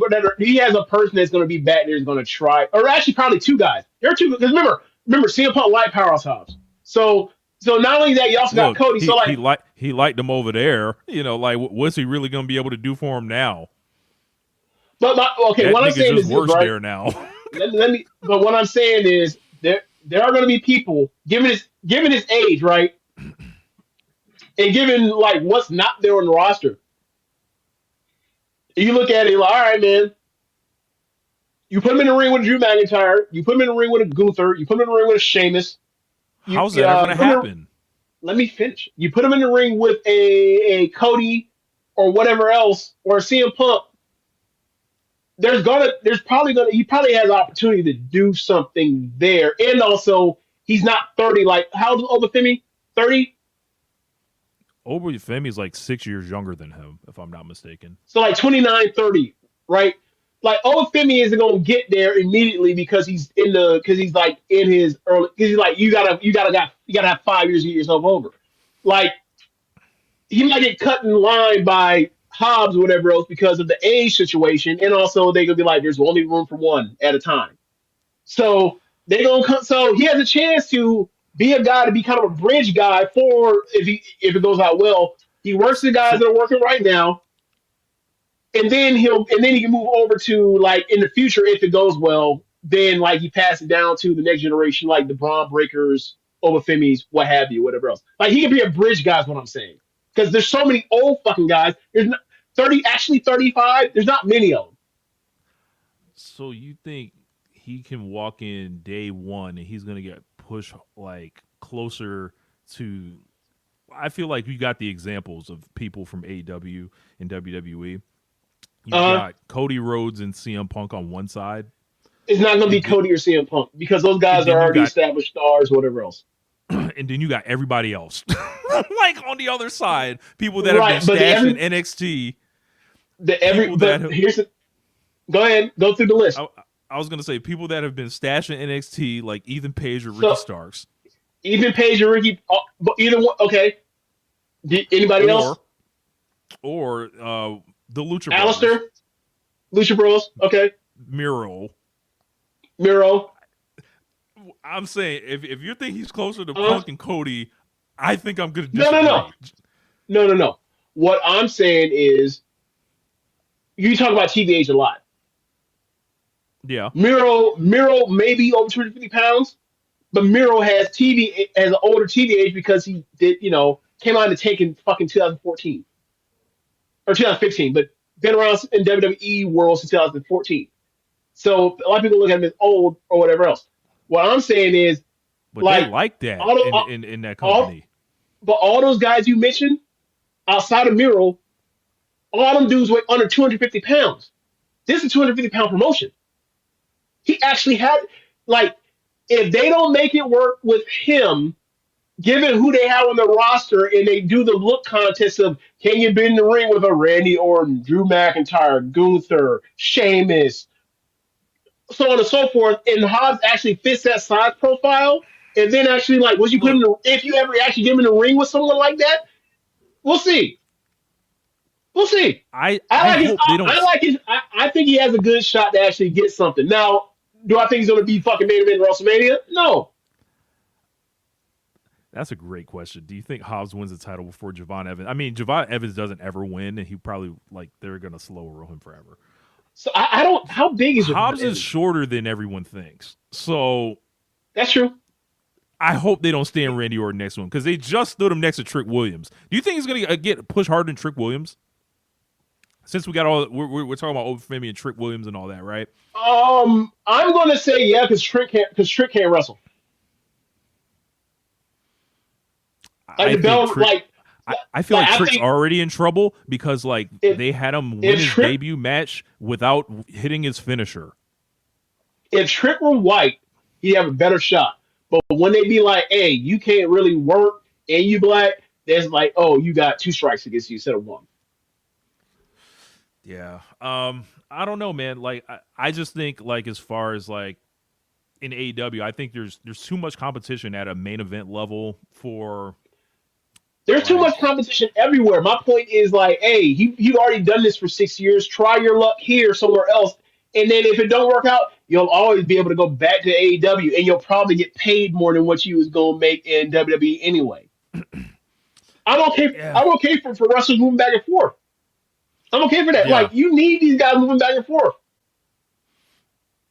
Yeah, I think just I think there was like an outpouring of love for this guy for the. He's likable. He works hard. For the AEW fans, like he was awesome. This man, like I said, worked his ass off, worked hard. I think a lot of people respected him, and it's just like damn, like It, of course, the end of the world conversation commenced and everything like that. It's just like, nah, this is gonna happen. Like, and I don't begrudge the guy at all. Like, go see. It might be you. Like they've got a terrible track record with with niggas for one. But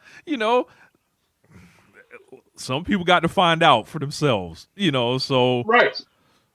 Like somebody got to touch the stove. Like and. Here's my question, right? We talk about all the time about like bad contracts and whatnot, right?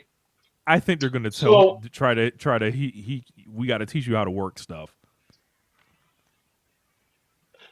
All right, get him in the ring with one of the dudes I mentioned. See if he needs to learn how to work. If he needs to learn how to work working with Sheamus and learn how to work working with Gunther or McIntyre. I bet that won't happen. I bet he won't even learn how to work working with Cody or CM Punk. But yeah, man, like so, or Seth ever gets back to health or whatever the situation is. But yeah, man, we was talking about what were we just talking about? I'm blanking what I was gonna say. I'm sorry, Rich. Go ahead. I was just going to a couple of the comments. Bad contracts, right? Contracts. Yeah. So, all right. So we talked about different people being like, that's a bad contract, ready to sign, right? Like somebody gets released from WWE, like don't bring them over to AEW, right? So if you're from WWE's perspective, right,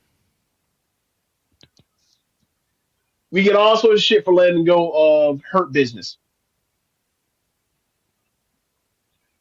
2 years later, we get Powerhouse Hobbs. That's a win.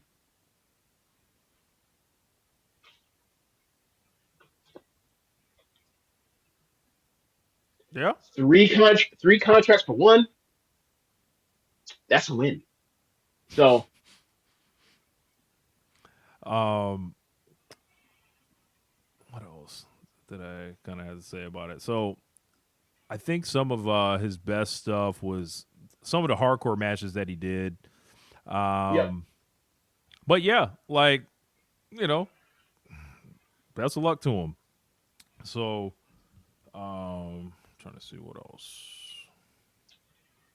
I think there's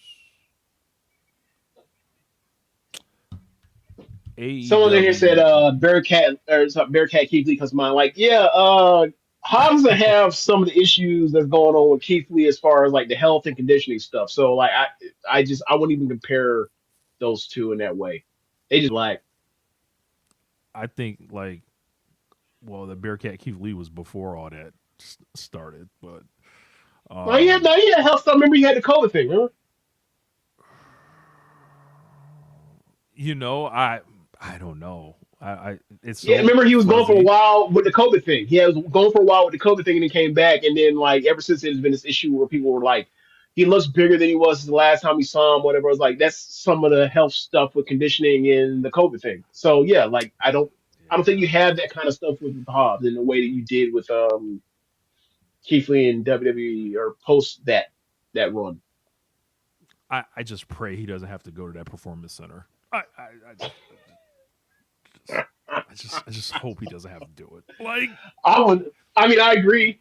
Like, if he shows up like fucking NXT, I'd be like, all right, never, you know what, Rich? I love to be like, I'm going to come back and pull this segment back up. They're like, yeah, man, put my point wrong. Wrong with everything.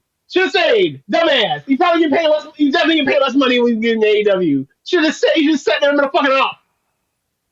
look, If he's not showing up at the Royal Rumble, if he is showing up at New Year's Eve or whatever the fuck, I would debut him or, at the Royal or Rumble. Valentine's Day Massacre or whatever, he'd be like, what the fuck is this?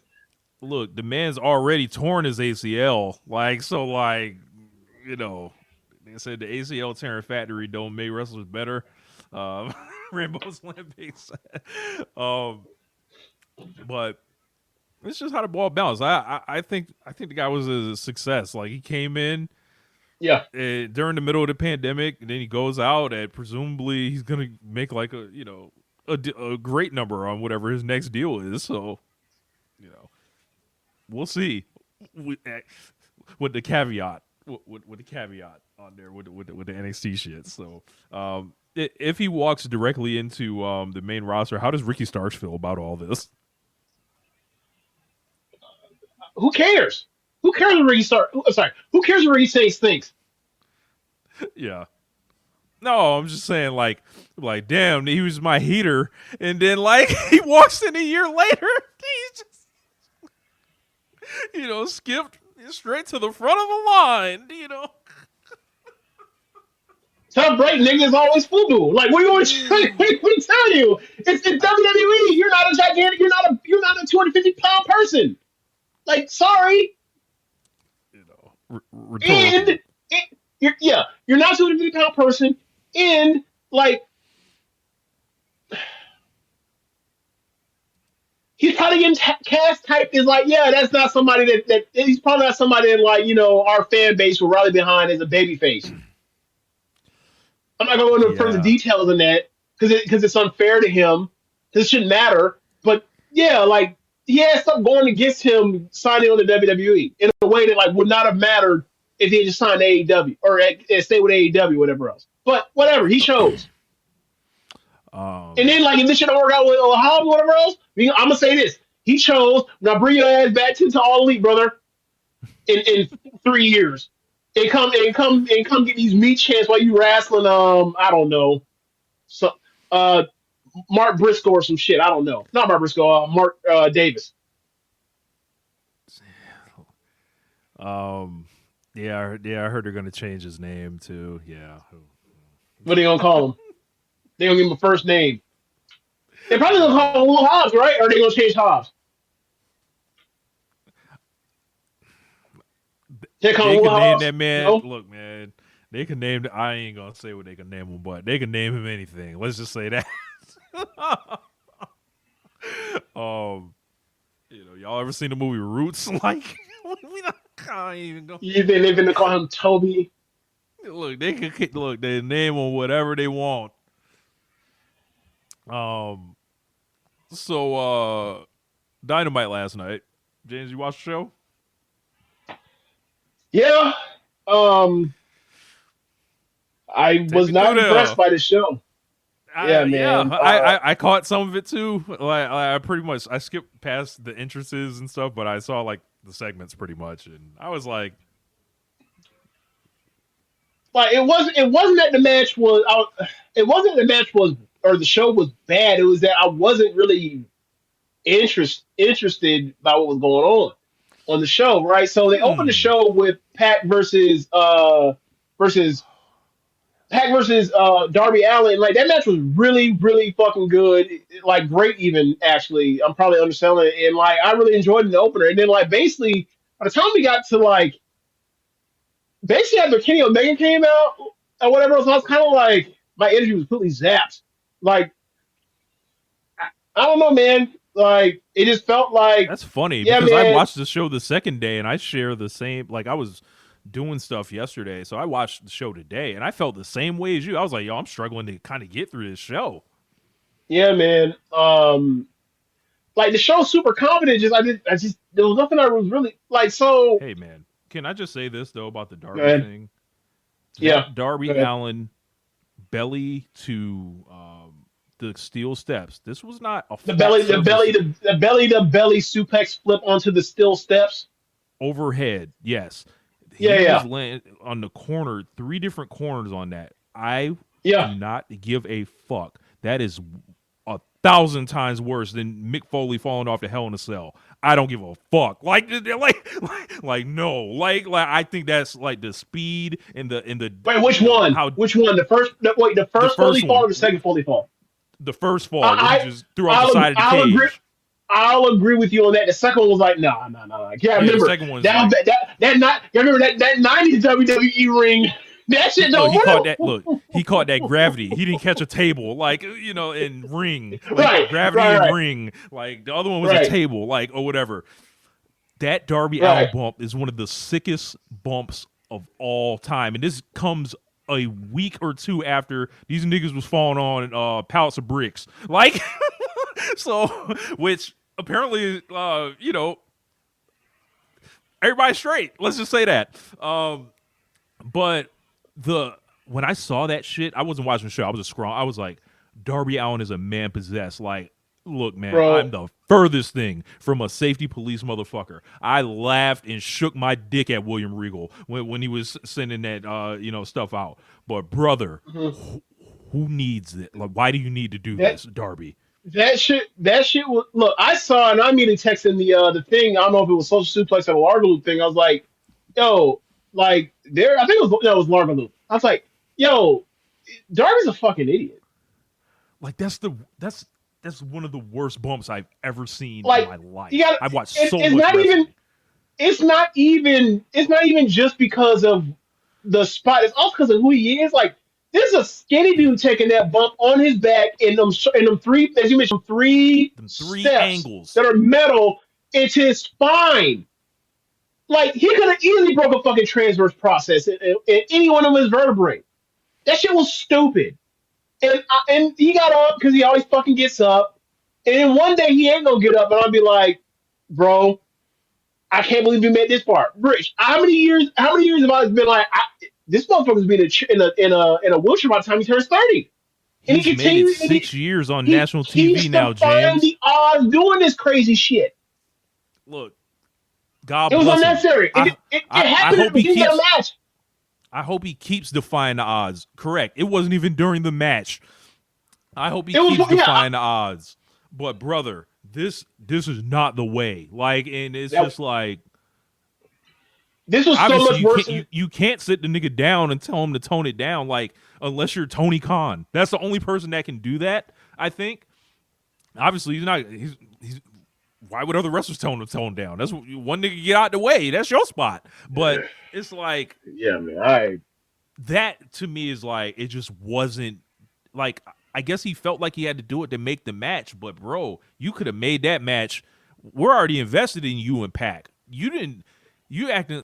Maybe it's his gift and the curse where he feels like every time he goes out there, where he's like, yo, it doesn't matter that I'm over. I need to act like it's my first day and shit, and treat it like my last match and shit. And it's just like, I hate to say I worry about the guy, but it's like that. I just saw that and I was like, it brought me to a place where I was like, you know, I don't give a fuck typically what niggas do in the ring. Like, I Kill don't yourself. care. Go ahead, nigga. Jump off this fucking Y'all roof. niggas is professionals. Y'all got it. Y'all took them bumps. You know your body better than me, right? And like I said, the last thing I wanted to be is one of them lame ass niggas. Stuntman. But that shit right there, that's a mental illness, bro. Like Yo, sorry, bro. So I think his logic was on the 3 steps, the top step, my ass will hit that top step, so I'll be good on that one. And on the bottom step, my shoulder blades will hit that, and then like my shoulder blades and my butt hit the top and bottom step. My middle will be okay because I will have absorbed enough impact to not potentially damage when my spine hits across that middle spot. My problem is that middle spot is so fucking sharp that it don't even if you absorb the content like he in his mind he imagined, it still could fuck you up. That's why I'm like, no, that was dumb. Yeah. Because, like when people, you had to imagine AEW where they're doing the bed of nails, whatever else. People land the bed of nails because the force is distributed through all of the the bricks are the same concept. Yeah. So I get it. I think that edge is too. You can't fuck with that edge that way with a spine, and we see dudes easily. We see dudes in the NFL break their backs or break their spinal process. The bony stuff stick out the back of their vertebrae all the time, or not all the time, but with regularity. It's like that's going to happen it has happened already. It's going to happen in a wrestling match at this rate when you do shit like this. So that's why I was like, you can't be doing this, bro. I get it. You can't be doing this. But yeah, man, like it was a great match, but like, all right, man. I feel so lame calling this out. I'm sorry. Like it's just like,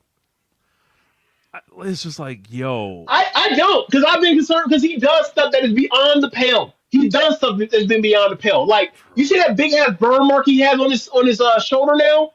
Yeah. Because he takes it too far sometimes. This he literally does. The dragon, bro. Like it's like look, like the shit that happened with Kyle Fletcher and Moxley, whatever else. Like, if Kyle Fletcher told me that was his plan, I'd have been like, don't do that one spot. It's not necessary. You're gonna have a great match regardless, right? Like now for him, it's like, well, this is gonna be like one of my this is gonna be one of my 2 or 3 biggest matches of the year. So. Okay, whatever. Darby, this ain't the biggest. That's not the biggest. Like, no, that's not the biggest match he's gonna have all year. It's not even close. This is that might be like his 3rd biggest match on TV this year. Might be. This wasn't a match where that was needed. You said that shit for hit review, brother. Yeah. If you ever gonna do it. Yeah, I hope he never does no shit like that again. And like, he's going to. He's out of his fucking mind. I know exactly. It's like he's thinking what he can do next.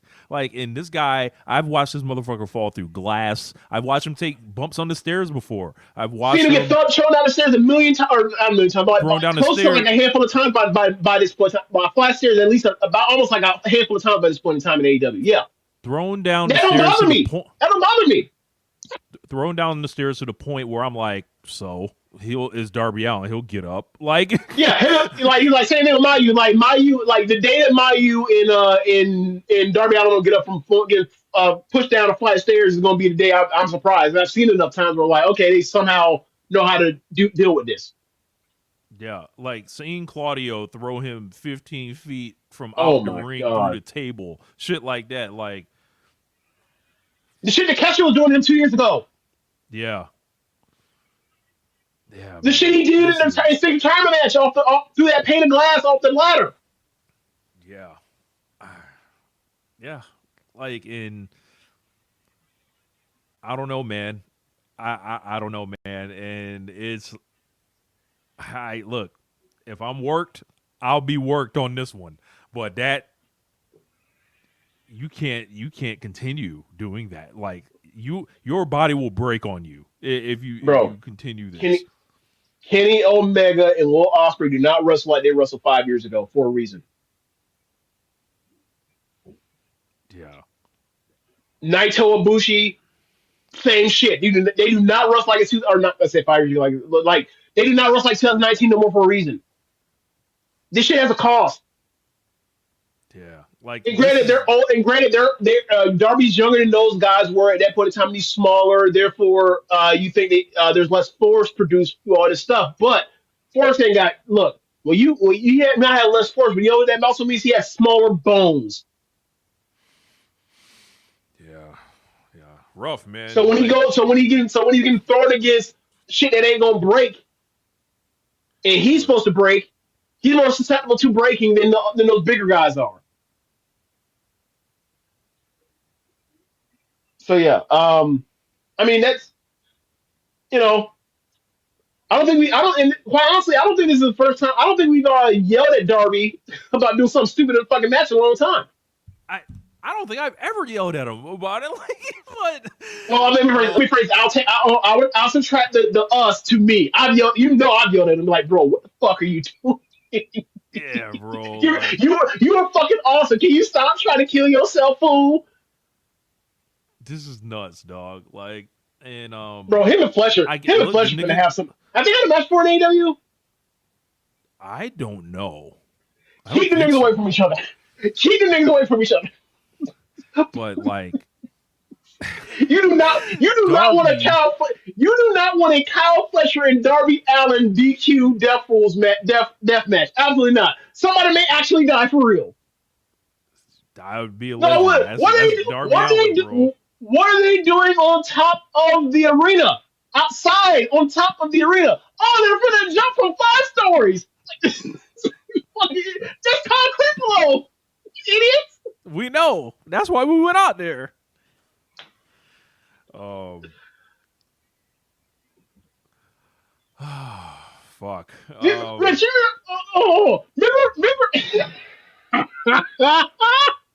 Remember the monster truck match between Hulk Hogan and Big Show, or sorry, the Giants in the Cobo Hall of Detroit, right? When they have they're doing the monster fight on top of the arena, right? And then they get outside, they start fighting, they do the blocking where like Hogan and him are tussling by the side of the top of the building, and then Giant goes over it, and then like Hogan tried to save him, but he couldn't save him, or whatever else. Let fall. Darby and Kyle Fletcher would do that, except they would do it for shoot. They're fucking idiots. They would do it for shoot. Yeah, later, Amo. Yeah, man, you gotta stop. We gotta stop these niggas, man. They're gonna hurt. They're gonna end up in a wheelchair and ruin the chance that they have to be all-time greats. They would have had a match in the Continental Classic this year, but thank God it got stopped. Darby had to get taken out of it. Yeah, like we're seeing in the comments. But was it my birthday, James, or like what the fuck happened? Like Kenny Omega was locked in. What the fuck happened? What's going on here? I mean, he came out. He didn't get his ass whooped. That's a win. Fired up energy. I could see the eyes. The eyes weren't lying to me tonight. Like, so Kenny Omega, what's going on here? Kenny Omega came out, interrupted Swerve, and Hangman after Hangman had a okay match with Brian Keith. Brian Keith, all-time pause promo in the beginning too. All-time pause promo. He's talking about, hey man, I first got a taste of you 3 years ago, brother. What did you look in this camera and say to me? I guess Brian Keith is not going to be allowed on the Joe and Jada podcast. All the flags. Yeah, tons of flags. But they had a match. It was okay, and then Hangman was setting up for Buckshot or whatever else. There was some interference inside on the floor interference from Big Cass, and then Swerve showed up and laid him out, and then Hangman got the win there in the ring, and they're talking about they're still both of them are individually both still coming after the AEW World Title. Out comes Kenny Omega. Omega says, "Hey, I was scheduled for later, but I'm going to come out here now because it seems appropriate. I know us three are all gunning for the AEW World Title." And then he referred to himself as the God of Pro Wrestling, which is something I don't think I've ever heard him say. That's only something that Don Callis ever said about Kenny Omega. he never actually self-titled himself as that. So it seems to me like Also, that's the gonna be fans have something. picked that up. Yeah. Oh, they did. Yeah. Oh, got her. Oh, yeah. Oh, okay. I know what you mean. Okay, so I know what you mean. So, but yeah, like, so I feel like Swerve's going to use that at some point, or Hangman's Page going to use it at some point. So, yeah, like they Paige looked happy to see Kenny Omega. Swerve was like, bro, I'm not impressed by you. You lucky you lucky I don't use the chain to choke you out right now.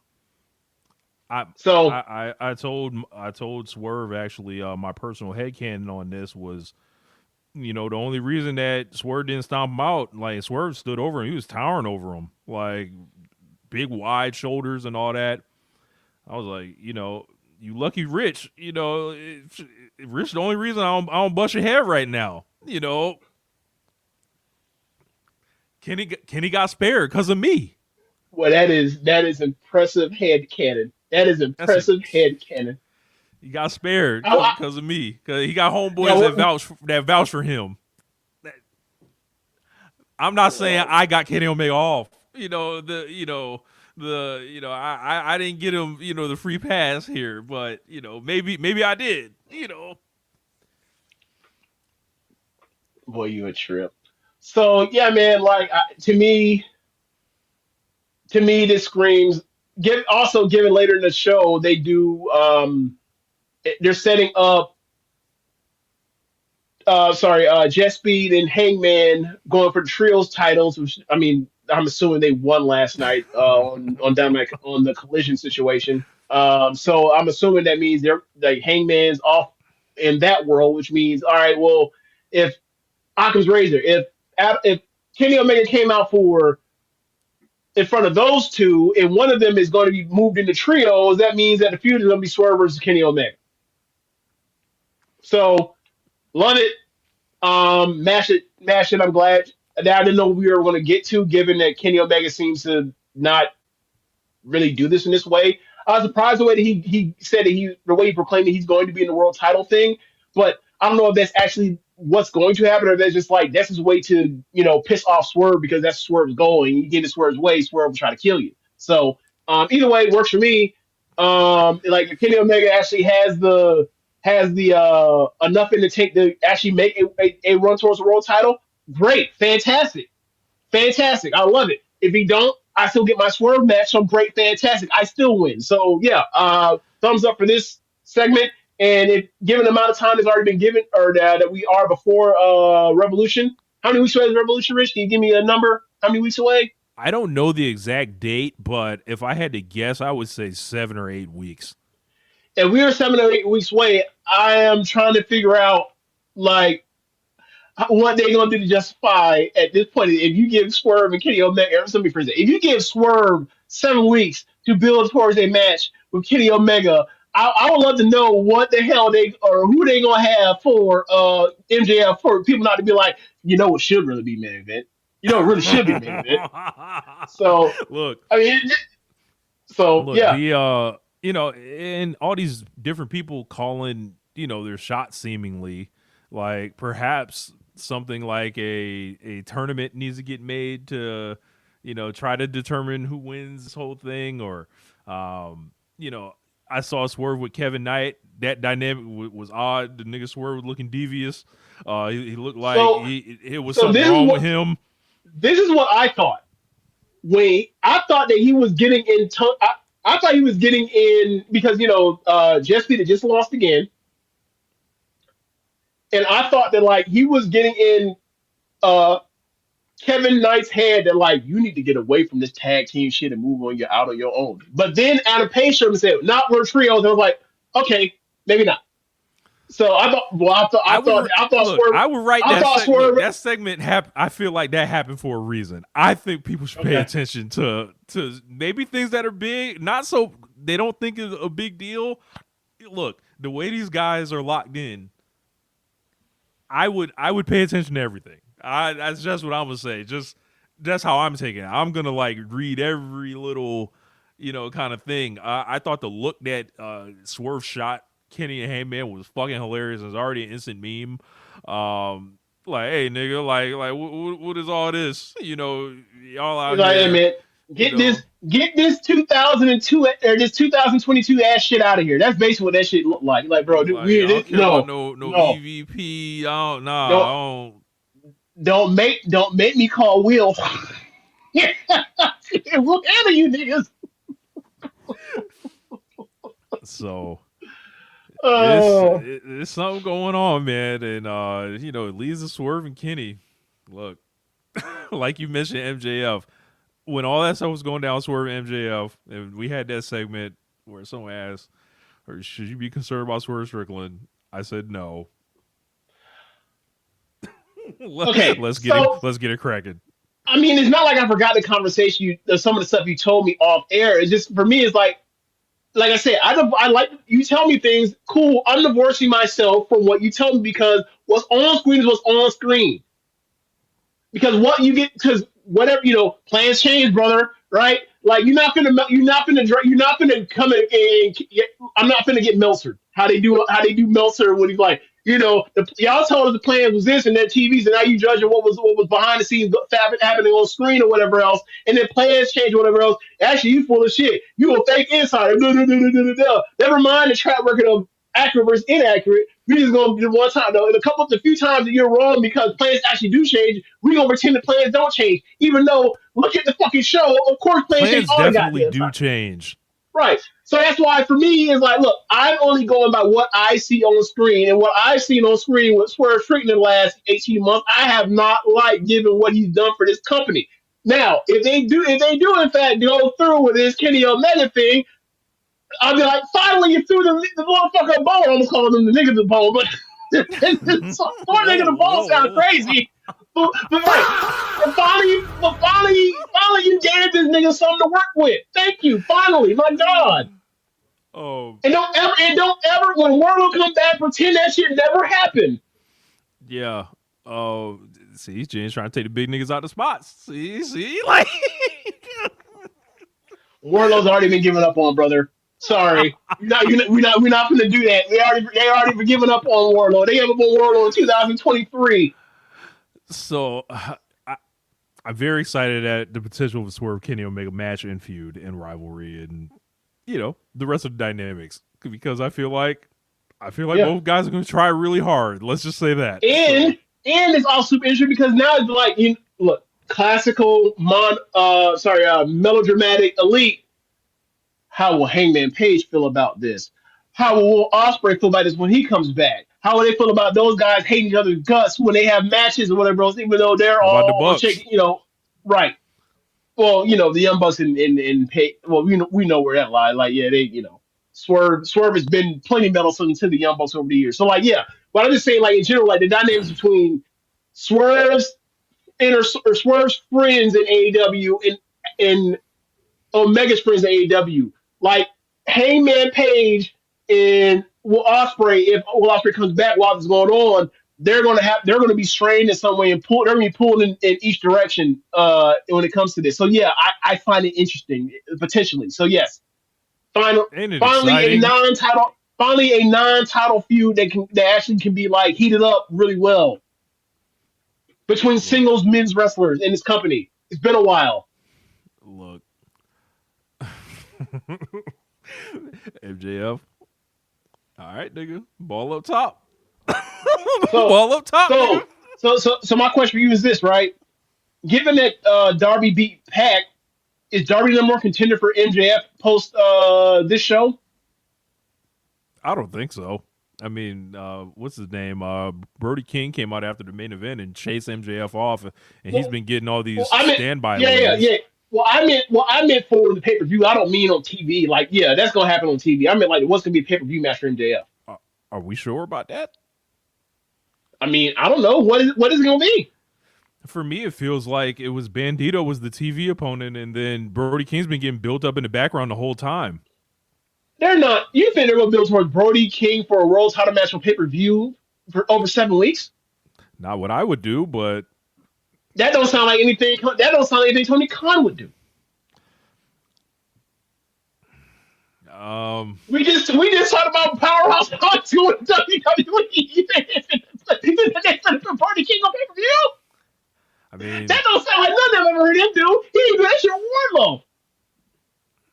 I just look at it like there are so few people for MJF to work with, and he's been directly linked in this thing, and I would be shocked to then waste. All right, so say like it was a TV match, right? Like that has to come how fast in order to turn it around to do that, because we know Revolution, he likes to have these long ass builds. Every year at Revolution, there's a long ass build because there's no pay-per-views in the first cycle, but there's always a guy in the background. Just like Hobbs was the TV guy last year, Copeland was in the background of all this. Brody King has been in the background of all this. And he's in LA, hometown. Look, not what I do. I just feel like that's what's happening. I imagine if you do that, then you're going to have you're going to be 2.5 hours through Revolution, given what Revolution has been historically AEW, and be like, how the fuck are they going to top this? I mean, they didn't top it last year, so.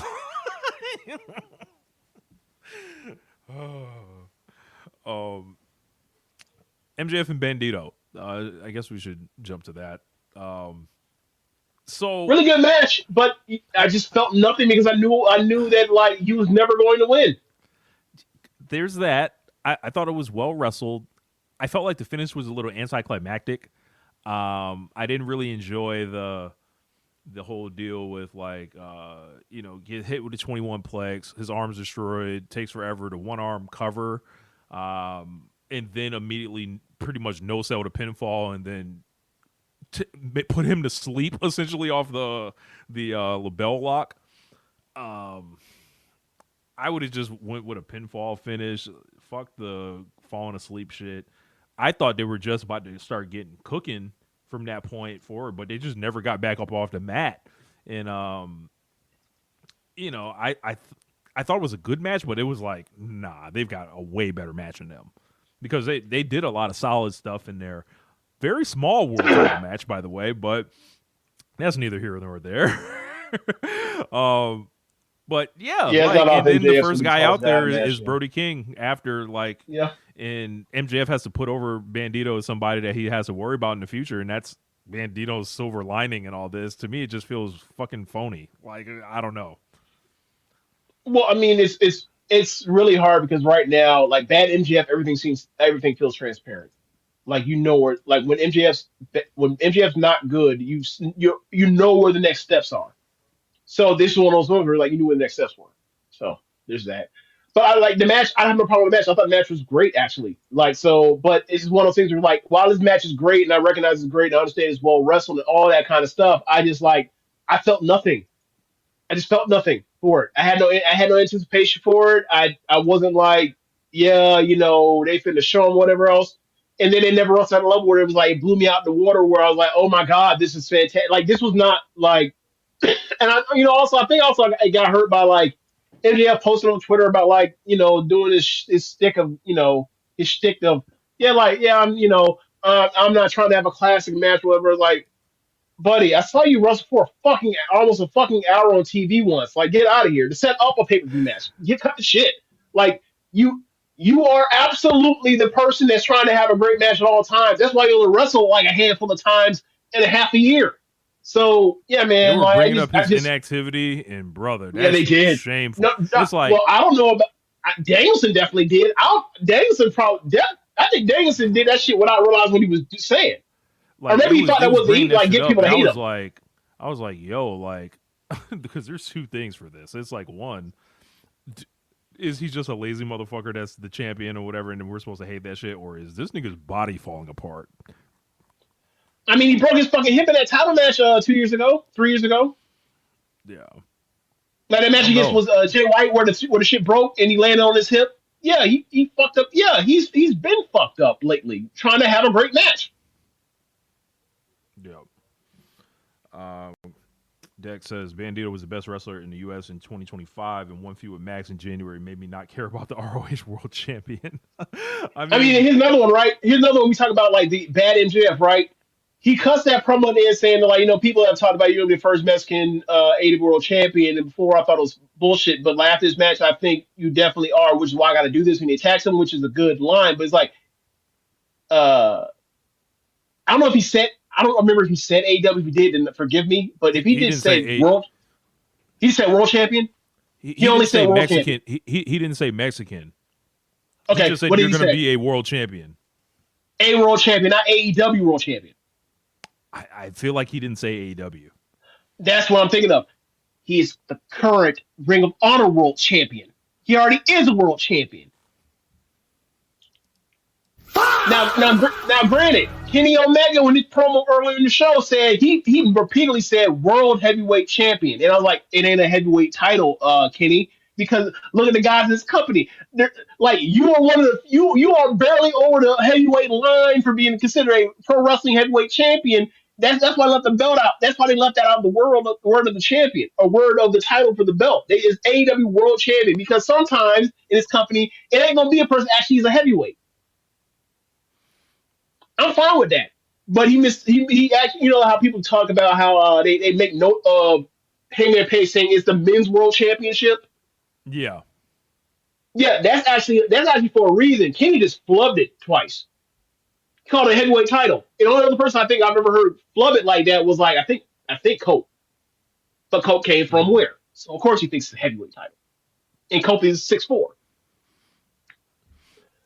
Yeah. But yeah, man. But yeah, like I said, good. It was mixed bag MJF, because it's like good match, but like it's so transparent that this is just a type.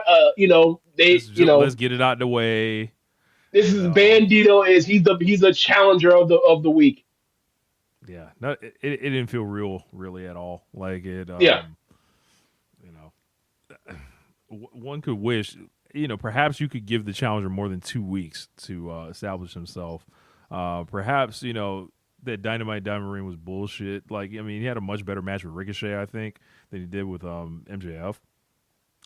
But, I mean, for obvious reasons. Like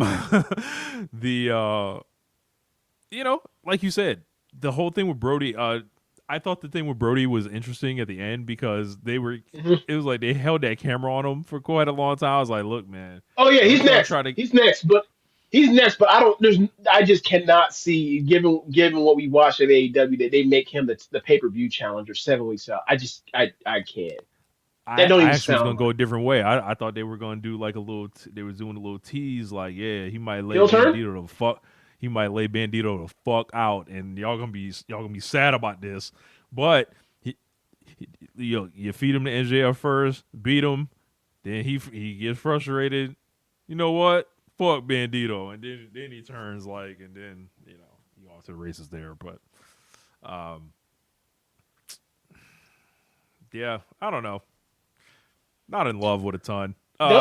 Very excited about possibly swerving Kenny, but I'm willing to entertain that one working, but it requires Buddy Matthews to come back to be healthy to do that, and they reform their tag team. It'd be like I'm screwing over my makeshift partner that got success, and I'm going back to my old partner. We have heat from that or whatever else, and then we go back into tag division. Because otherwise, talk about speaking of tag division, you want to talk about this FTR versus Davis and Doyle? Man, FTR, this guy, Dax Harwood's Twitter was nuked. He's begging for opponents. I imagine being very annoying backstage. Looking for a look. If you're doing that shit on Twitter like that, you're doing that shit in in real life, bro. Like, there's not much of a disconnect there. Like you're trying to just fish for opponents, and like. I was watching that match. And was like, okay, the two teams that you want to see them wrestle are the Young Bucks and Jet Speed. The problem is, this don't seem like the right time for FTR versus Young Bucks. Yep. And then two, I've seen them have their program with Jet Speed on TV stuff non-title over the last couple months already, via Collision or Dynamite. So that don't seem like they're going to do that. So it seems like one of these heel teams are going to win. And I was like, that's not a good idea. And then they went ahead and did it with the newest heel tag team. Yeah. All right, they man. Started brawling and coming out there. The crowd was so fucking confused. They were like, they were confused. It's like, and then they brought security out thinking that like this was like Cope and Christian versus FTR, and it's not. No. Yeah, major mistake here. And then like now you're putting yourself in a position to where you either have to beat Davis and Doyle that quickly and on some Megan Bain shit where you just got to beat them. Like, but even they had the right dynamic there, and they could sell Megan Bain as a challenger. These guys just won a fucking 4-way match. Like, this nigga Draymond, I'm sorry, this nigga Draymond got put on the floor trying to guard Cat.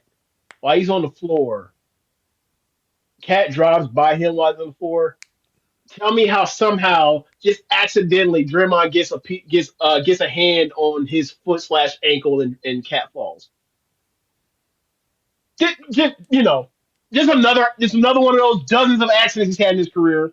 Just unfortunate place and time for Draymond, All right, continue. I'm sorry, I just had to. But yeah, the Davis and Doyle thing, you got to make a decision on them now, and then when you beat them, because they're not going to beat FTR, it's like you kind of take the wind out their sails as a monster act, and then FTR is ultimately in the same position they were in before they wrestled Davis and Doyle with no fucking opponents, like because they have to wait for Cope to come back in February. So that's when he's coming back. He's filming Percy Jackson, so they're making another Percy Jackson.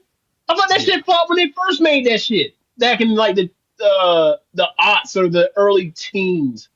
Yeah, a couple people were talking about he's filming Percy Jackson or something like that. So like FTR holding these belts, I don't think anybody's interested in FTR anymore as a champions. I think that last pay-per-view really hurt. I think they're just not a regular presence on Dynamite enough. And then all the teams that they've wrestled or could wrestle, they kind of like already worked with them last year. So before they got the belts, and then they were lucky to get a Bandido to work with. They were lucky to like step in there with the Hurt Syndicate and just like basically be condoms and also just facilitators of shit or whatever to move the belts along. So obviously they had to get it, but it just seemed like it was like poorly timed.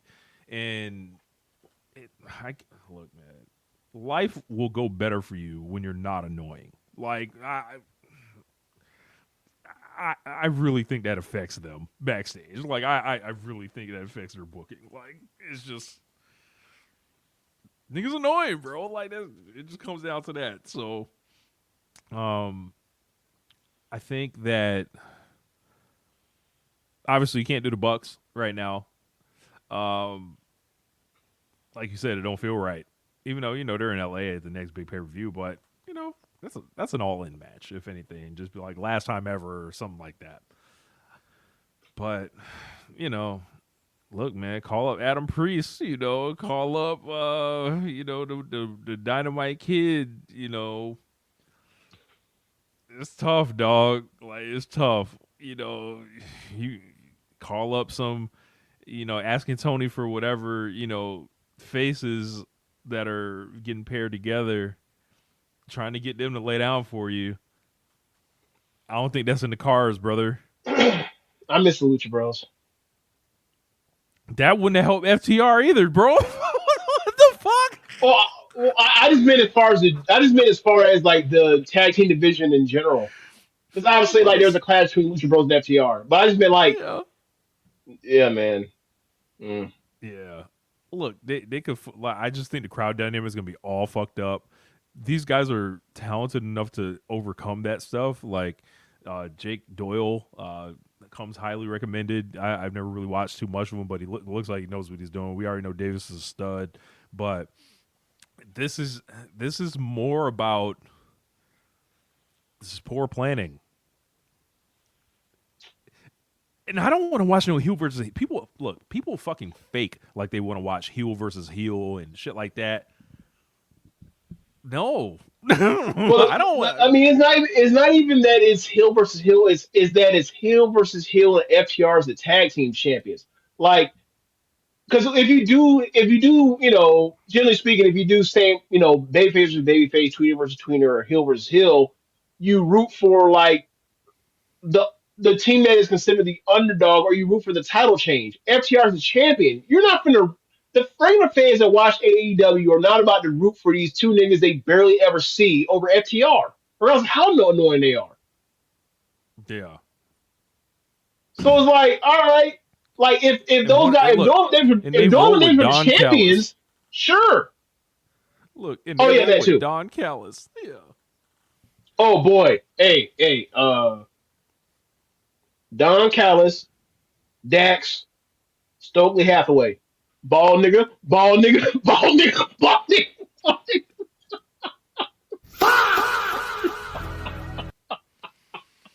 Oh Yeah. boy, yeah. That's Hey man. yeah. Speaking of bald niggas, like when I saw who was reffing that main event last night, I was anticipating some bullshit. Luckily, he stayed the fuck out the way.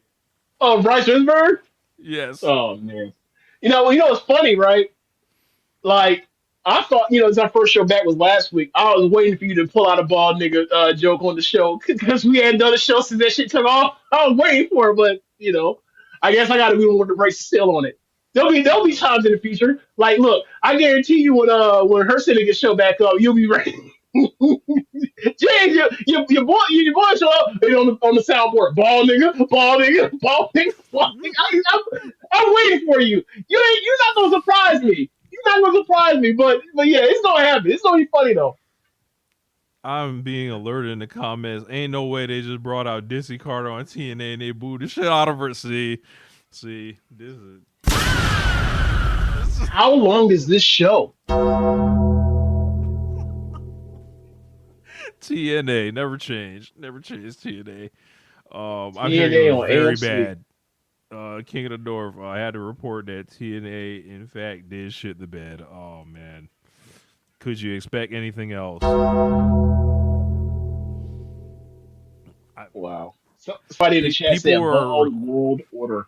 That's funny. People are requesting us to watch the TNA debut and review it next week. You don't care about us. What did Michael Jackson say? You don't really care about us. It's like that's no. I mean, what's wrong with you? I'll do it. We have spent basically most of the last hour sticking our foot in AEW's ass. We actually like that promotion. You mean tell me you want to stick your foot in the ass of another promotion you don't actually care about? Why not? Who gives a shit? Fuck them. Bow. Boot them. Oh man.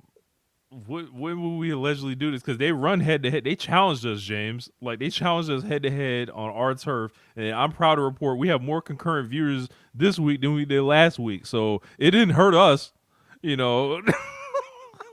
perhaps gained. Oh, so my problem is I thought he meant like review this week's show, like their debut show, and then watch it next week on review. That's all. I didn't like every single week. Oh, we're never doing that. That's never happening. So, okay, if I have time, I will try to watch some of it throughout the week, and we can talk about it next week. Cause look, this show next week ain't gonna fucking matter. Like but It will be interesting. It will be interesting to see Friday next week to see what that second week rating gonna look like. This week, tomorrow to see what the rating gonna like be interesting, but like the second week to see that drop off. I'm sorry, the fall off.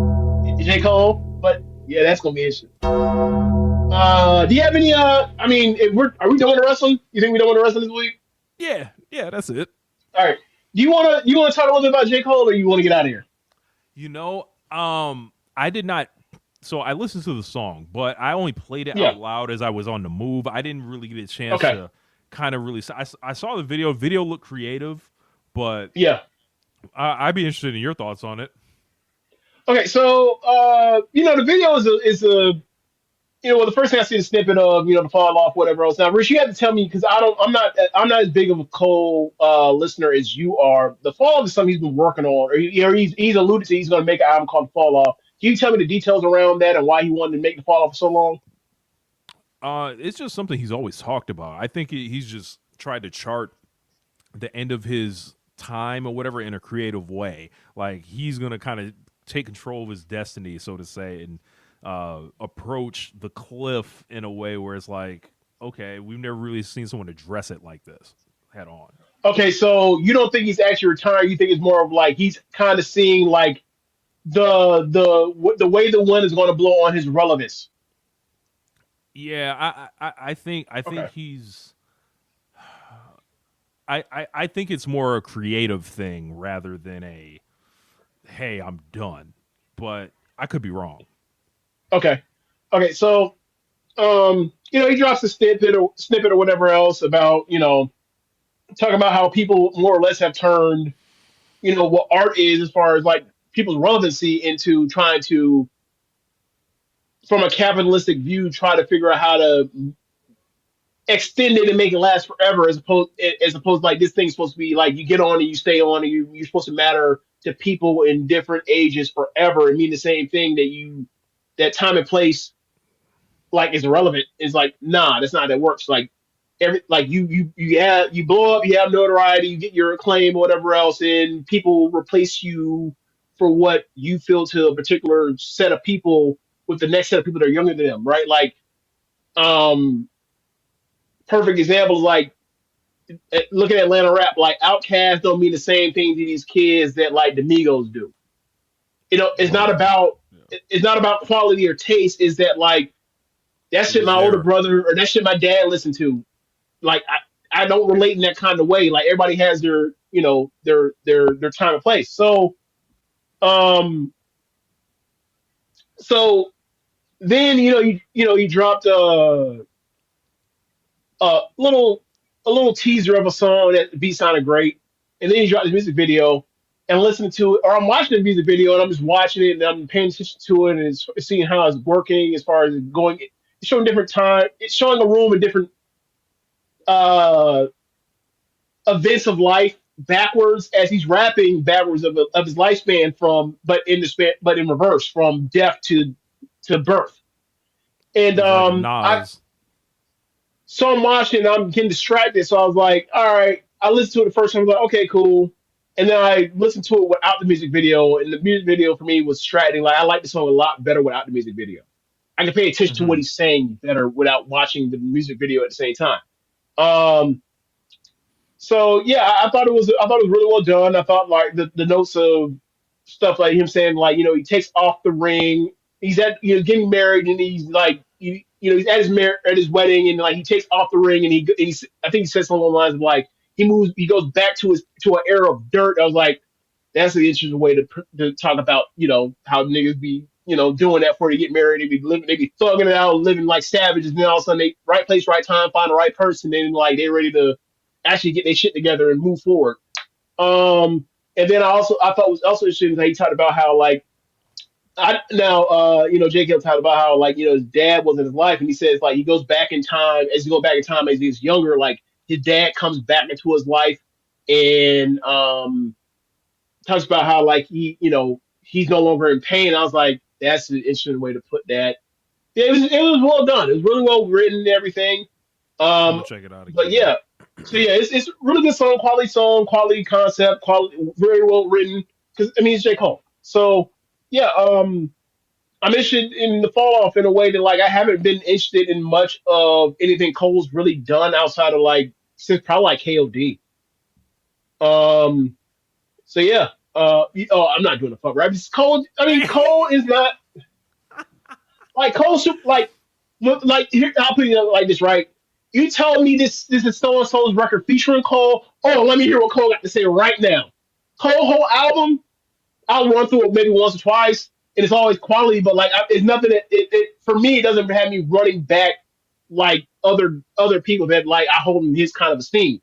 Other people I hold in his kind of esteem are like the Kendricks, the Nas's, or whatever. Where it's like, yeah, I want to hear what that person has said, and I respect what they do, and I'm really inspired by the things they say, and I'm always impressed by their wordplay or whatever else, and I run it back. With him, same thing, except I don't run his stuff back as much for whatever reason.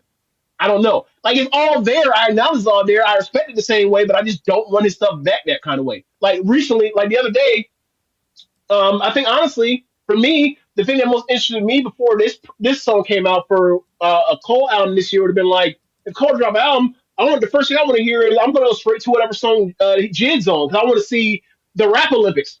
I want to see which one of them niggas think they're going to kick whoever's ass, because both of them niggas going to try and have rap verse of the year against each other at this stage, because Jid is at that level now. All them other songs I heard with Jid and J. Cole, I think Jid hasn't really tried like that or whatever else, wasn't capable at that point in time, and Cole kicked his ass. I think now it's actually like, this is a pay-per-view heavyweight battle, whatever they had a match. I can't wait for them to have it. They song together. That shit, they both gonna try to. How many times they gonna send shit back and forth? Be like, yeah, I gotta add, former bars here and there. They gonna I can't wait for that shit. Yeah, I want to. In fact, I want to be like, hey, y'all two got 1 day to make a song. Y'all two got 1 day to make a song. Let's see what y'all niggas got. Cause boy, like that shit that Jid did on whose shit did he do that on? The shit he did on Takeoff's thing on no Takeoff, sorry, RP. On Offset shit Bodies. Yeah. That shit was disgusting. And like, it's not the same thing as you hear that stick song, that Gangsta Grill stick shit. Like Cole ripped that shit and Jid's just there kinda. Yeah. That was a long time ago. That's just totally different now. Like his profile in the rap game is totally different. Like people expect a certain level from him, and like if they get a song, it's gonna be both of them niggas. Remember people talked about the Jay-Z and Biggie thing. Brooklyn's Finest, like they'd be like, "Yeah, man, came in the booth like, yeah, here's the notepad. I don't write. Oh, you don't write. Oh, I don't write either." And he's chuckling in the competition. Like that's what I want to see out of them two niggas. Like one of these niggas gonna leave a verse of the year on that song. That's how I feel with them two niggas. They're incredible. So yeah. But yeah, man, like once I heard that song, I was like, but I'm now interested in more than just that now, out of the Cole thing. We're getting an early review from Cage Match TNA on AMC 1.18 from Rich Rogan. How many votes? Don't know. On how Fairy Tale Wedding of Shingo and Poi. That shit was so random. That's hilarious, bro. I'm just glad that Criminal is off the streets. Nazapoi, with an honorable man like Shingo Takagi, and an honorable man. That's how okay. Yeah. That one where you was calling in the chats. You called that man a Japanese nationalist. Almost keep it on the top.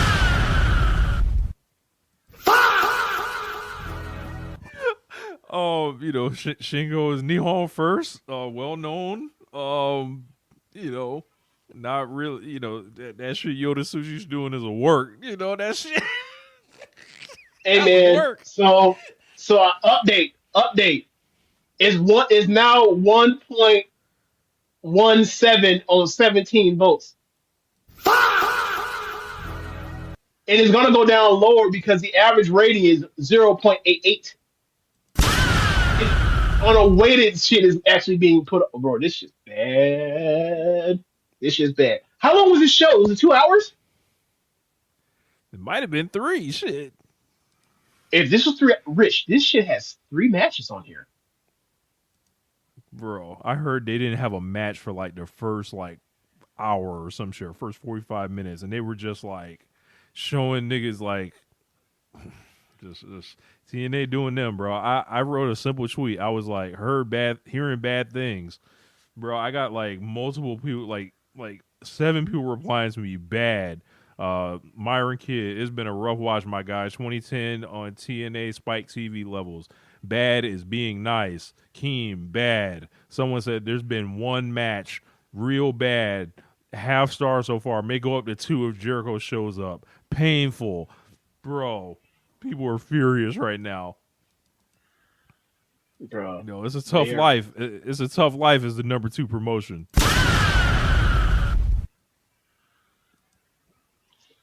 Man. The AMC Bro, I'm looking Plus at this. feed, the show cut off the entire women's match.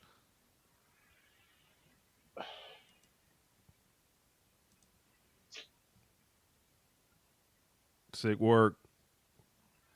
TNA but worse could not have been Joe Gagney. TNA but worse would not have been my approach for the first Impact on AMC. Oh my God. Keem, TNA Disciples were talking mad greasy on here for a month about this show, and I can't find none of them bums anywhere right now. Fuck up. Shout out to Keem. Yeah, brother. It's looking very bad from everything that I'm seeing on the timeline. And then I look, One Nation Radio Review, I guess, like, look, I almost want to make that a damn paid show. Like, hey, man. Oh, put it behind the paywall? Yes. Damn. Look, I'll say this. If there's only 3 matches. Okay, hold on. All right, okay, Rich. There's 3 matches on this card, right? One's 8 minutes. One's 8 minutes as well. The other one is 17 minutes. Now, if there's only... I don't have a problem watching this because you know what that means? I can put this shit and play it on 2 times speed for the non-wrestling segments. So I can zoom through this match. I can be done with this show. I could be done with this show in like an hour and 15, brother. That might not be a bad idea. Look, so if y'all want us to review the TNA, y'all got to look. If we gonna take care of y'all gonna have to take care of us. Like TNA. We'll figure out the the deal with it. So maybe we'll do like a private link or something and review it and then let people watch the video after. So yeah, man, it's sensational. But I've got nothing else. This man saw the FOH payout and was like, let's do it again. Hey, man.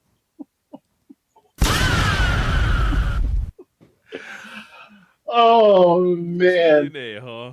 Man. All right, Rich, can you do the outro because I don't know the name of the new show. Hold on. I think I have it not far.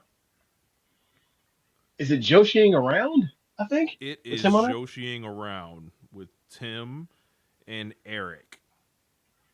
Shout out to my man Tim I've been working on the newsletter for quite a while on that. Joshing Around. Okay. Thanks for listening to this end of the show. If you are watching from the stream, come to the show notes in the description of the podcast when it's up, and you can go to the Wrestling link and donate there.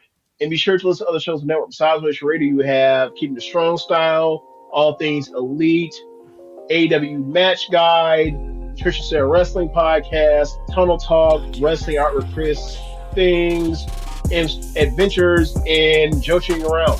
Thanks for listening, y'all. Later. Turn them fucking lights on in that Rich Paul room.